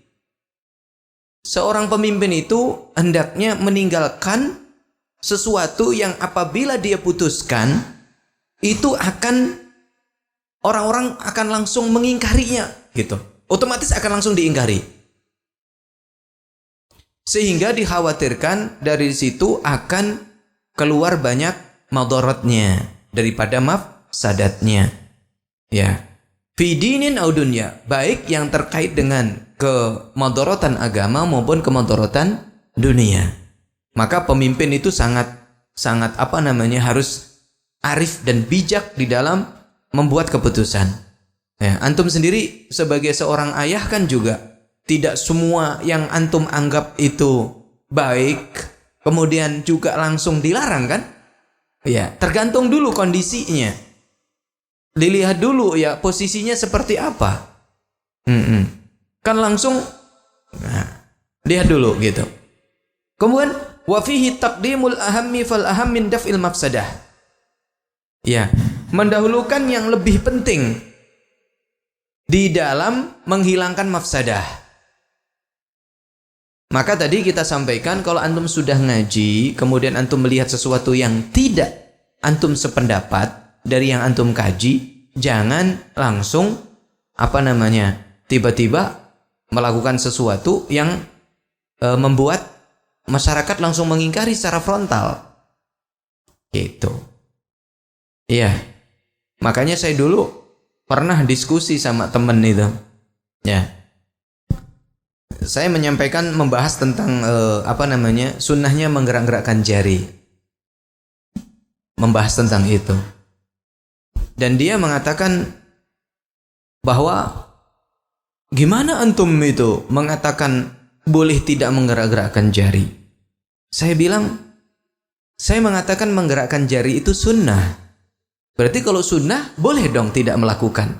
Betul? Betul nggak? Apalagi antum menggerakkan jari di tempat orang yang belum paham hukumnya. Apa yang terjadi? Apa yang terjadi? Ini sholat atau main-main? Bahkan kalau ada sop kosong, antum maju, apa yang terjadi? Ini sholat kok jalan-jalan nih. Sholat apa jalan-jalan? Iya nggak? Iya. Makanya kita harus arif dan bijak. Jangan sampai gara-gara kita salah langkah, kemudian agama dilecehkan. Bagi yang mengatakan sunnah menggerak-gerakkan jari, kan sunnah.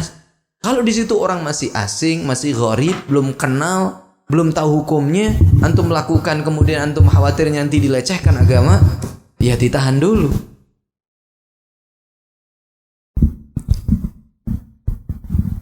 Makanya sebagian murid-murid Syekh Al-Albani rahimahullah itu mereka mewasiatkan sesuatu yang sunnah itu ya jangan dilakukan terus-menerus sehingga dipahami akan menjadi wajib.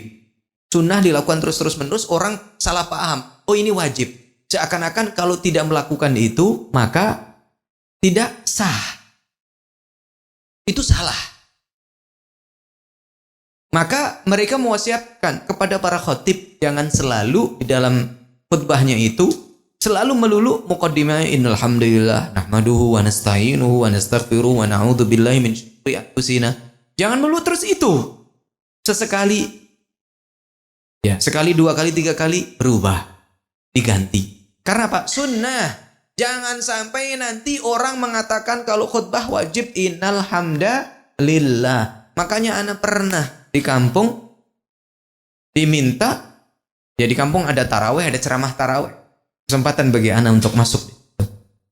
Kemudian dikontrak selama sepekan di rumah. Ya, habis subuh, habis isya, ya. Ramadannya udah selesai kan, tinggal Idul Fitri kan? Habis subuh, habis isya, habis subuh, habis isya. Ya. Nah, itu ada yang datang ke anak itu sudah ngaji di kampung itu, ada beberapa orang.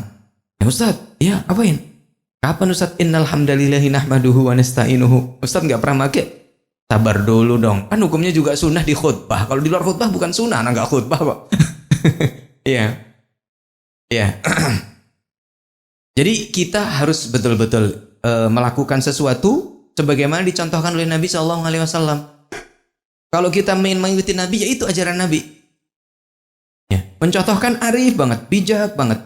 Jangan sampai ketika kita mengingkari sebuah kemungkaran itu, meninggalkan kemungkaran yang lain atau menimbulkan kemungkaran yang lain. Jangan sampai mengingkari kemungkaran menimbulkan kemungkaran yang lain. Tapi bukan berarti tidak berdakwah, tapi bukan berarti tidak menyampaikan kebenaran. Beda ya. Menyikapi dengan arif dan bijak ya di dalam menyampaikan sesuatu itu ya bukan meninggalkan dakwah. Sehingga di dalam kaidah-kaidah fikih itu ada yang disebut dengan takhirul bayan ila waqtil hajah. Jadi meninggalkan penjelasan sampai pada saat dibutuhkan. Terus khatibun nas ala qadri uqulihim. Ajaklah bicara manusia sesuai dengan akal mereka. Ya belum apa-apa antum sudah mengatakan bid'ah, salah, syirik, ya? Ya. Kita sampaikan aja kalau pengen menyampaikan dengan penyampaian yang tidak dipahami salah. Tidak dipahami salah. Maka dari itu, anak ceritanya di kampung lagi. Ya emang kejadian. Ada salah seorang senior saya datang. Manggilnya Kang juga, Kang. Saya izin untuk mencalonkan diri kepala desa. Saya tanya, antum bisa jadi calon kepala desa dari berangkat dari partai apa? Saya tahu partai dia. Saya nggak dari partai. Kang, saya dari apa ya? Independen ya? Karena orang-orang sepuh mendukung saya, mendorong saya untuk menjadi kepala desa. Dan ternyata para pemuda pun juga mendukung. Kemungkinan saya bisa untuk menjadi kepala desa itu besar. Oh Masya Allah.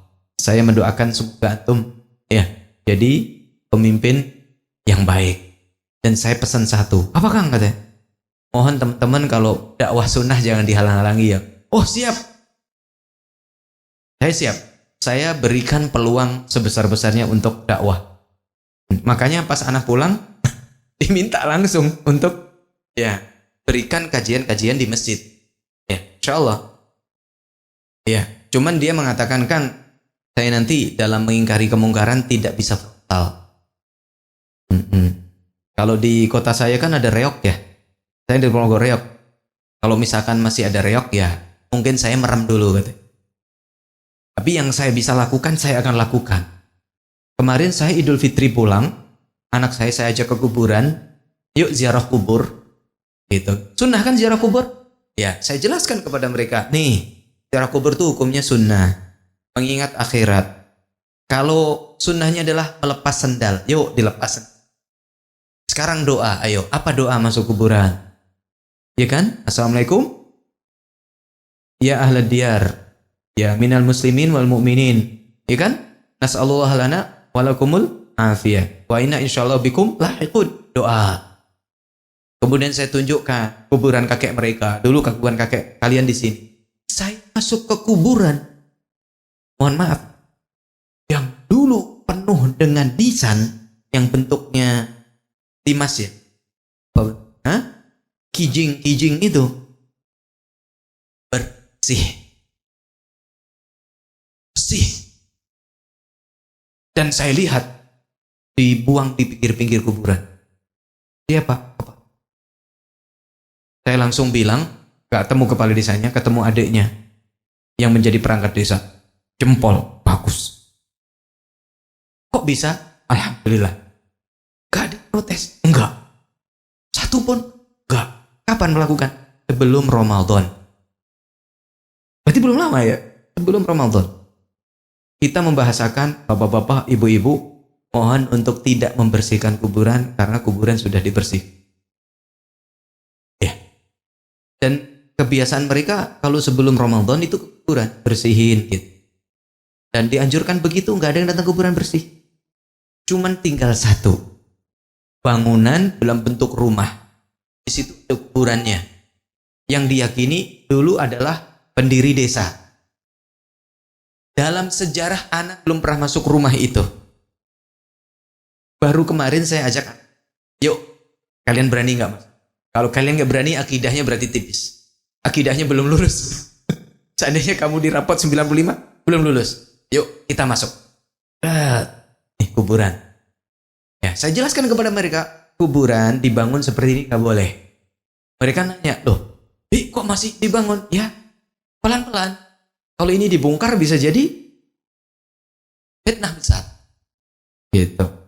Kan lihat tuh. Gijing-gijing, ya nisan-nisan sudah nggak ada. Tuh lihat, ini yang begitu. Masya Allah itu prestasi. Ya, prestasi sekali. Dan kebetulan memang latar belakang kepala desanya dai. Jadi dia khutbah Idul Fitri, kadang dia imam masjid. Dan alhamdulillah, ya sudah 2 periode. Ini periode kedua. Kata masyarakat, pengen seumur-umur kepala desanya karena dipercaya bang. Ya, Masya Allah. Masih ada hubungan keluarga dengan saya, jadi manggilnya Kang, ya sampai datang untuk meminta pendapat. Kemudian apabila ya kemafsadatan itu ya diingkari, kemudian akan mengakibatkan kemungkaran yang lain yang lebih besar, maka pengingkaran itu harus ditahan terlebih dahulu. Ya, ini adalah diantara petunjuk yang disampaikan oleh Al-Hafidh Ibnu Hajar Al-Asqalani dari hadis tentang bangunan Ka'bah tadi. Berikutnya adalah ya poin berikutnya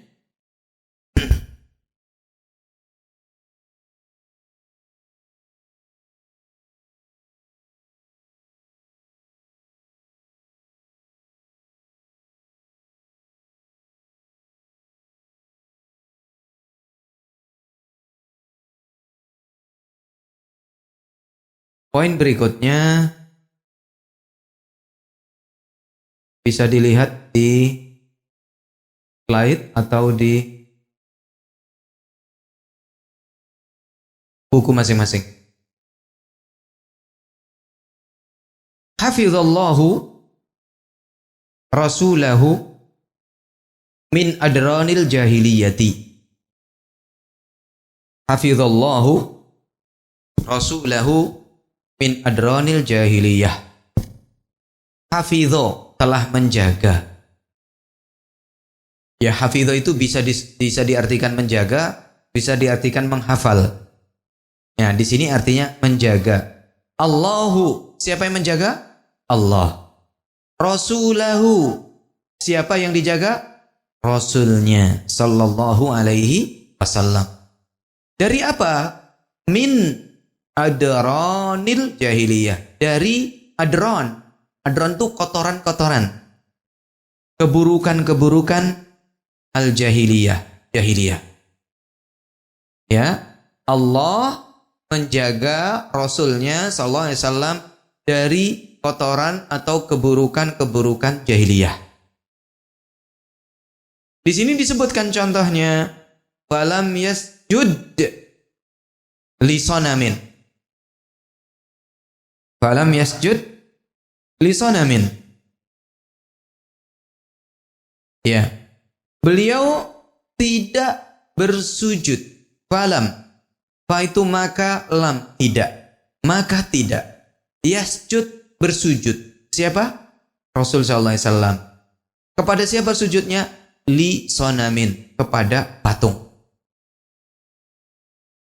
Jadi seumur-umur Nabi sallallahu alaihi wasallam sebelum diutus menjadi rasul tidak pernah beribadah kepada patung, tidak pernah sujud kepada patung. Jadi bersih.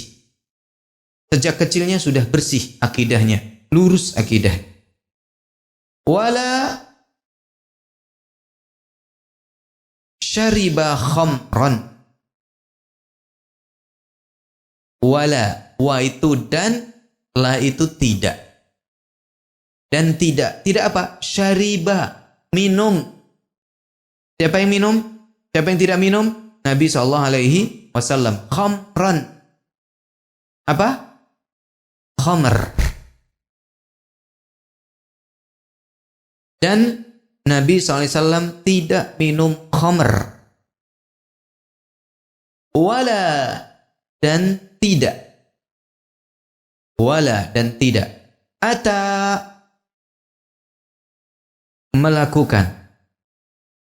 Atau mendatangi. Yang pas itu melakukan. Fahishatan. Apa? Perbuatan keji.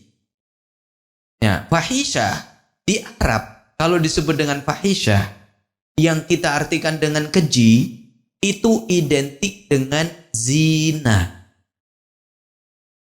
Identik dengan apa? Zina.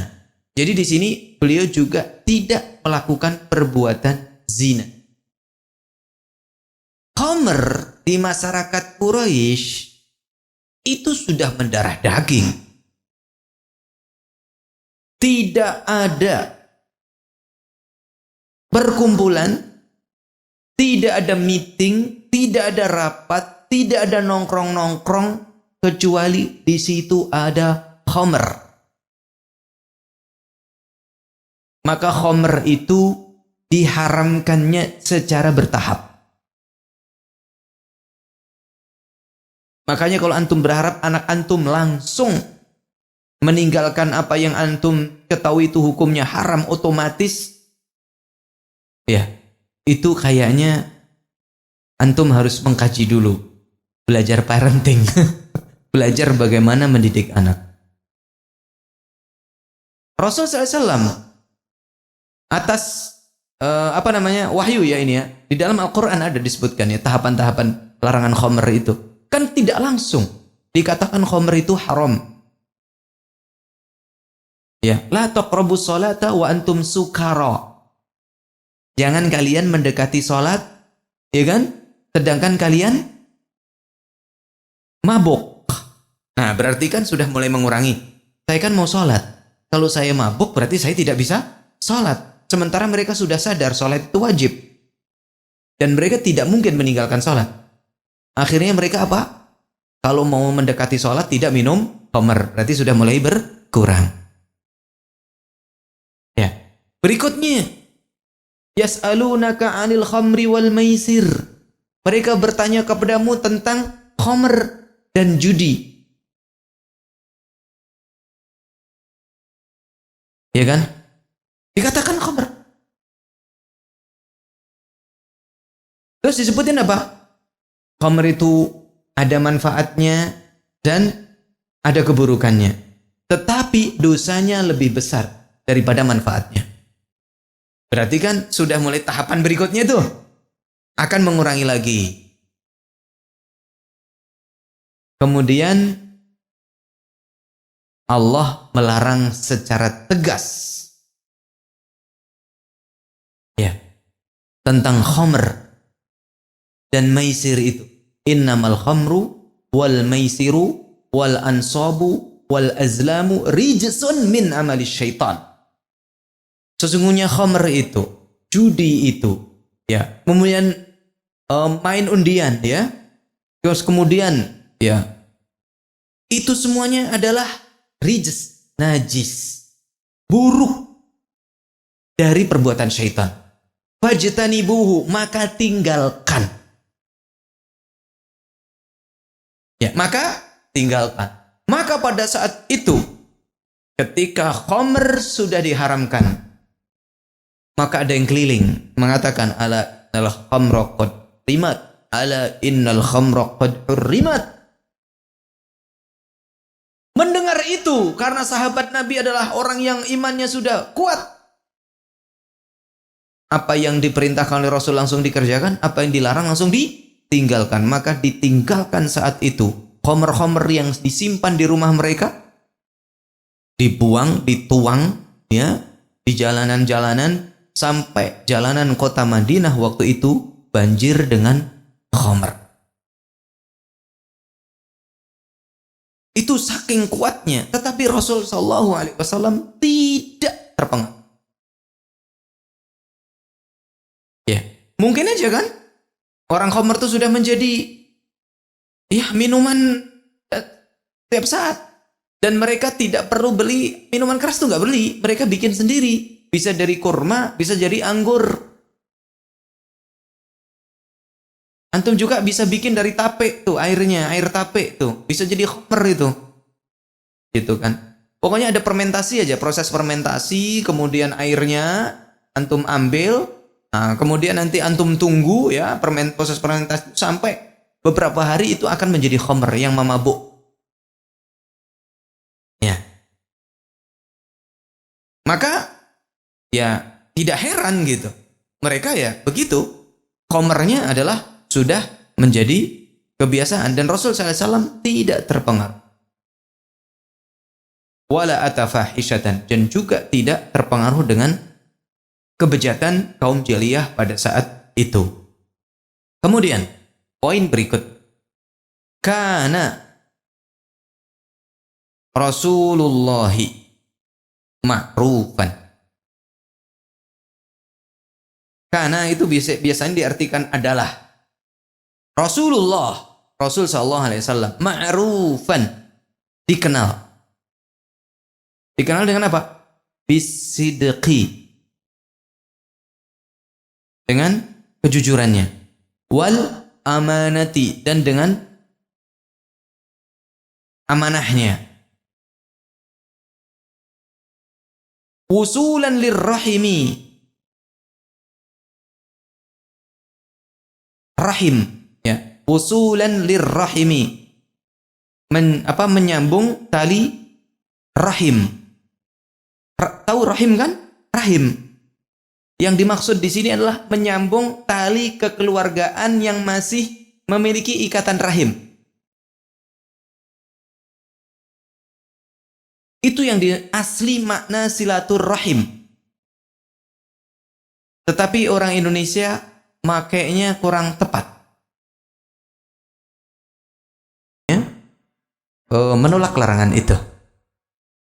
Ya, banyak yang terfitnah. Ini hati-hati. Maka dari sini Rasul Shallallahu Alaihi Wasallam ya mengharamkan, ya melarang orang-orang yang memutus silaturahmi atau rahim, ya bukan rahmi, silaturahim, memutus tali hubungan silaturahim. Dan perlu diingat, sebaik-baik sodakoh adalah sodakoh yang kita berikan kepada kerabat kita sendiri. Jangan sampai kita memberikan sodakoh kepada orang lain, kakaknya kelaparan. Jangan sampai kita memberikan bantuan kepada orang lain, iba dengan orang lain, adiknya kelaparan. Kita memberikan santunan rajin kepada anak yatim, sementara ibunya tidak pernah diberikan sesuatu pun dari apa yang dia punya dari hartanya. Apakah yang saya sampaikan ini bukan kenyataan? Kenyataan. Artinya ada di lapangan. Jangan sampai ini yang berperan kita di keluarga adalah kita. Siapa lagi? Antum lah. Kita yang sudah ngaji harus itu. Apalagi masalah warisan tadi, ikhwah. Antum kalau sudah masalah harta warisan, antum lebih baik mencari yang paling maslahat daripada antum memutus tali silaturahmi. Ustaz, kan kita wajib untuk membagi harta warisan sesuai dengan ilmu mawaris. Betul. Tetapi antum boleh tidak mengambil hak antum sesuai dengan ahli waris. Paham gak maksudnya?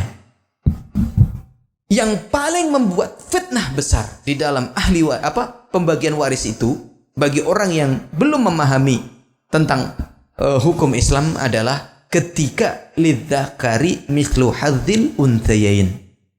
Ketika si laki-laki mendapatkan 2 kali lipat daripada perempuan. Paham ya Bapak ya? Antum misalkan ada seorang laki-laki, ada yang meninggal. Meninggalkan ibu. Meninggalkan bapak. Ibu dapat 1/6. Bapak dapatkan 1/6. Sisanya, berapa sisanya? 4/6-nya ya untuk anak. Nah, anak laki-laki dari sisa tadi gampangnya ya, antum bagi 3 tuh. Sisanya yang tadi antum bagi 3. 2/3-nya dapat anak laki-laki, yang 1/3-nya dikasihkan kepada anak perempuan. Ini yang biasanya. Apalagi anak laki-lakinya 1, anak perempuannya 4.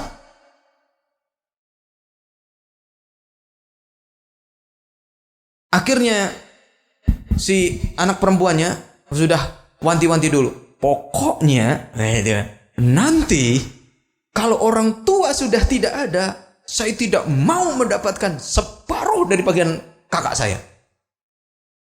Ada. Antum sebagai laki-laki gimana? Ya udahlah, ngalah aja, nggak apa-apa. Dek, mbak, maunya gimana? Saya mau bagi rata. Ya udah, nggak masalah. Kan hak antum mendapatkan 2/3 dari sisa. Ya udahlah, nggak apa-apa. Karena itu hak antum. Bukan kok berarti antum tidak menegakkan hukum waris. Itu. Jangan mentang-mentang hukum waris wajib kemudian harus. Ketika di situ ada mafsadat. Gitu maksudnya. Ya kan? Antum kan sudah berusaha untuk menegakkan. Sudah dibagi misalkan sama antum. Kok ada yang protes perempuan? Dipahamkan nggak bisa? Ya udahlah, nggak apa-apa. Bagian saya kamu ambil.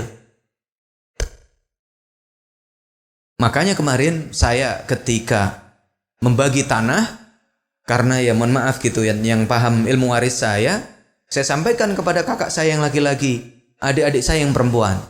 Mohon maaf gitu, karena secara hukum waris itu adalah seperti ini, maka mohon izin saya membagi warisan seperti yang ada di dalam ajaran Islam. Setuju? Gimana kak? Setuju. Gimana dek? Setuju.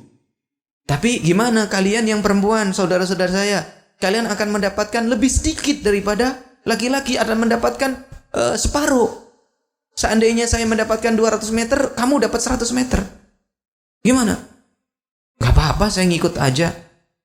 Ya udah, supaya kalian wahai saudara-saudara saya yang perempuan, supaya tidak terlalu merasa terluka, gitu. Mohon kepada saudara saya yang laki-laki, saya bilang gitu, mohon dengarkan saya. Gimana kalau saudara-saudara yang perempuan kita ini kan mendapatkan cuma separuh, kita taruh mereka di depan. Paham nggak Bapak? Di dekat jalan nih yang di dekat jalan perempuan, kami yang laki di belakang. Untuk saya terserah kalian kasih yang manapun saya oke. Supaya tidak terkesan bahwasanya saya pengen mendapatkan bagian yang lebih. Kamu kasih di belakang oke. Sebagian punya saya mau diambil silakan. Saya bilang, alhamdulillah, menerima semuanya. Saya sampaikan ke ibu, Bu, ibu dapat 1/6. Enggak ya, istri ya, berarti istri dari suami. Ibu mendapatkan 1/8. Loh, kok saya dapat? Iya Bu. Wah, buat apaan? Udah punya saya bagi aja lagi. Wah, saya bilang gimana nih punya ibu bagi? Udah bagi, kita kasih yang saudara perempuan ya. Ya udah kita kasih saudara perempuan. Akhirnya saudara perempuan di depan, jatahnya nambah, gitu kan. Tapi saudara-saudara, masya Allah gitu. Akhirnya ibu bilang, alhamdulillah pembagian warisan selesai dan tetangga-tetangga yang didengar adalah yang baik-baik saja. Alhamdulillah. Iya. Maka cenderung mengalah saja, gitu. Alhamdulillah. Cuman nggak tahu apa yang terjadi pada ibu saya nanti karena ibunya masih ada. Nenek saya umur hampir 100 tahun. Nah, kemudian saudara ibu saya itu lakinya 1. Ya, lainnya adalah perempuan. Wallahu alam. Semoga mendapatkan hal-hal yang di situ tidak terjadi permusuhan. Nah, Rasul SAW dijaga oleh Allah dari berbagai keburukan. Kemudian Rasul SAW dikenal dengan as-sidq, kemudian amanah, kemudian menyambung silaturahmi, wa bikulli khuluqin karim, dan dengan segala akhlak yang baik. Wa innaka la'ala khuluqin azim. Sesungguhnya engkau wahai Muhammad benar-benar berakhlak yang mulia. Kemudian Aisyah mengatakan wa kana khuluquhul Quran. Istri loh. Coba. Kita betul-betul ingin tahu akhlak sebenarnya seseorang dari siapa? Istri. Kalau antum ingin tahu benar-benar akhlak teman antum, tanya istrinya. Karena apa? Di rumah nggak ada yang tutup-tutupin kan? Aslinya itu seperti ini. Dia itu kalau di rumah seperti ini. Suka marah sama saya.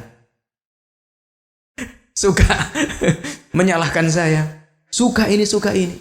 Walaupun kadang itu memang persepsi istri yang sesungguhnya tidak. Tapi kan paling tidak yang lain. Nah, ketika istri mempersaksikan bahwasannya suaminya adalah suami yang baik, berarti betul-betul memang suaminya adalah suami yang baik. Sehingga apa mengatakan Aisyah? Wa kana khuluquhul Quran, akhlaknya Al-Quran. Dan sehari-hari sama dia. Kalau marah-marahan juga sama dia kan gitu. Kalau kesal-kesalan sama dia. Ya cemburu-cemburuan sama dia. Kan begitu. Bercanda sama dia, seluruh sama dia. Ya. Tetapi karena memang Rasul SAW ini memiliki akhlak yang mulia, maka Aisyah pun betul-betul menyaksikan hal itu, ya, bahwasanya mau di rumah sama, di luar sama, mau bersama pejabat sama, dengan rakyat jelata sama, itu adalah Rasul sallallahu alaihi wasallam. Maka beliau tidak menyembah patung. Kemudian di sini banyak ya dijelasin, ya, tidak menyembah patung, kemudian tidak meminum khamr, juga tidak berbuat zina. Kemudian ma'rufan bil amanati, ma'rufan bis sidqi. Ini kalau saya baca panjang banget. Kemudian menjalin silaturahim. Dan berikutnya adalah Nabi SAW ketika mendekati masa-masa kenabian, beliau itu mengalami sesuatu yang istilahnya dalam kondisi yang bingung, tidak tenang, melihat kondisi masyarakat jahiliyah, sehingga di dalam kebingungan itu, ya, dan dia pun mencari apa menjadi sebabnya juga nggak ketemu. Akhirnya beliau pun ya berpikir ya sejenak untuk bagaimana beliau itu bisa mengasingkan diri. Di mana mengasingkannya? Di Gua Hira. Ya. Tapi dia tidak pernah menyangka bahwa dengan menyendirinya di Gua Hira itu adalah beliau diangkat menjadi Rasul. Bahkan ketika turun ayat Iqra, kemudian bilang ke Khadijah, "Zammiluni, zammiluni, selimutilah aku, selimutilah aku." Itu ketika sama Khadijah dijelaskan bahwasanya kamu itu memang benar-benar orang yang baik, dan kamu itu tidak akan ditinggalkan oleh Allah. Ayo sekarang kita pergi ke, gitu kan, saudara saya, kita tanyakan. Dia lebih tahu tentang daripada kita tentang Taurat, tentang Injil, tentang wahyu Allah. Akhirnya disebutkan bahwasanya dia adalah orang yang diutus menjadi Rasul. Itu belum percaya. Percayanya kapan? Setelah turun surat Al-Mudaththir. Ya ayyuhal mudaththir qum fa'anzir wa rabbaka fatahhir. Ya, wahai orang yang berselimut, bangkitlah dan berikanlah peringatan, dakwahlah. Wa rabbaka fakabbir, dan Tuhanmu itu agungkanlah. Wa thiyabaka fatahhir, dan bersihkanlah pakaianmu. Nah, baru percaya itu. Gimana? Udah tutup aja. Baik. Kita nggak baik juga kalau ada orang sholat, kemudian kita bersuara keras. Maka kita tutup sampai di sini. Yang insya Allah ini sebagai penutup di slide 8 ya. Insya Allah slide 9. Kita lanjutkan di pertemuan yang akan datang. Ketika Nabi SAW diangkat menjadi Nabi. Wassallallahu ala nabiyina Muhammadin wa ala alihi wa sahbihi ajma'in. Wa akhiru da'wana alhamdulillahil alamin. Subhanakallahumma bihamdika asyhadu an la ilaha illa anta astaghfiruka wa atubu ilaik. Wassalamualaikum warahmatullahi wabarakatuh.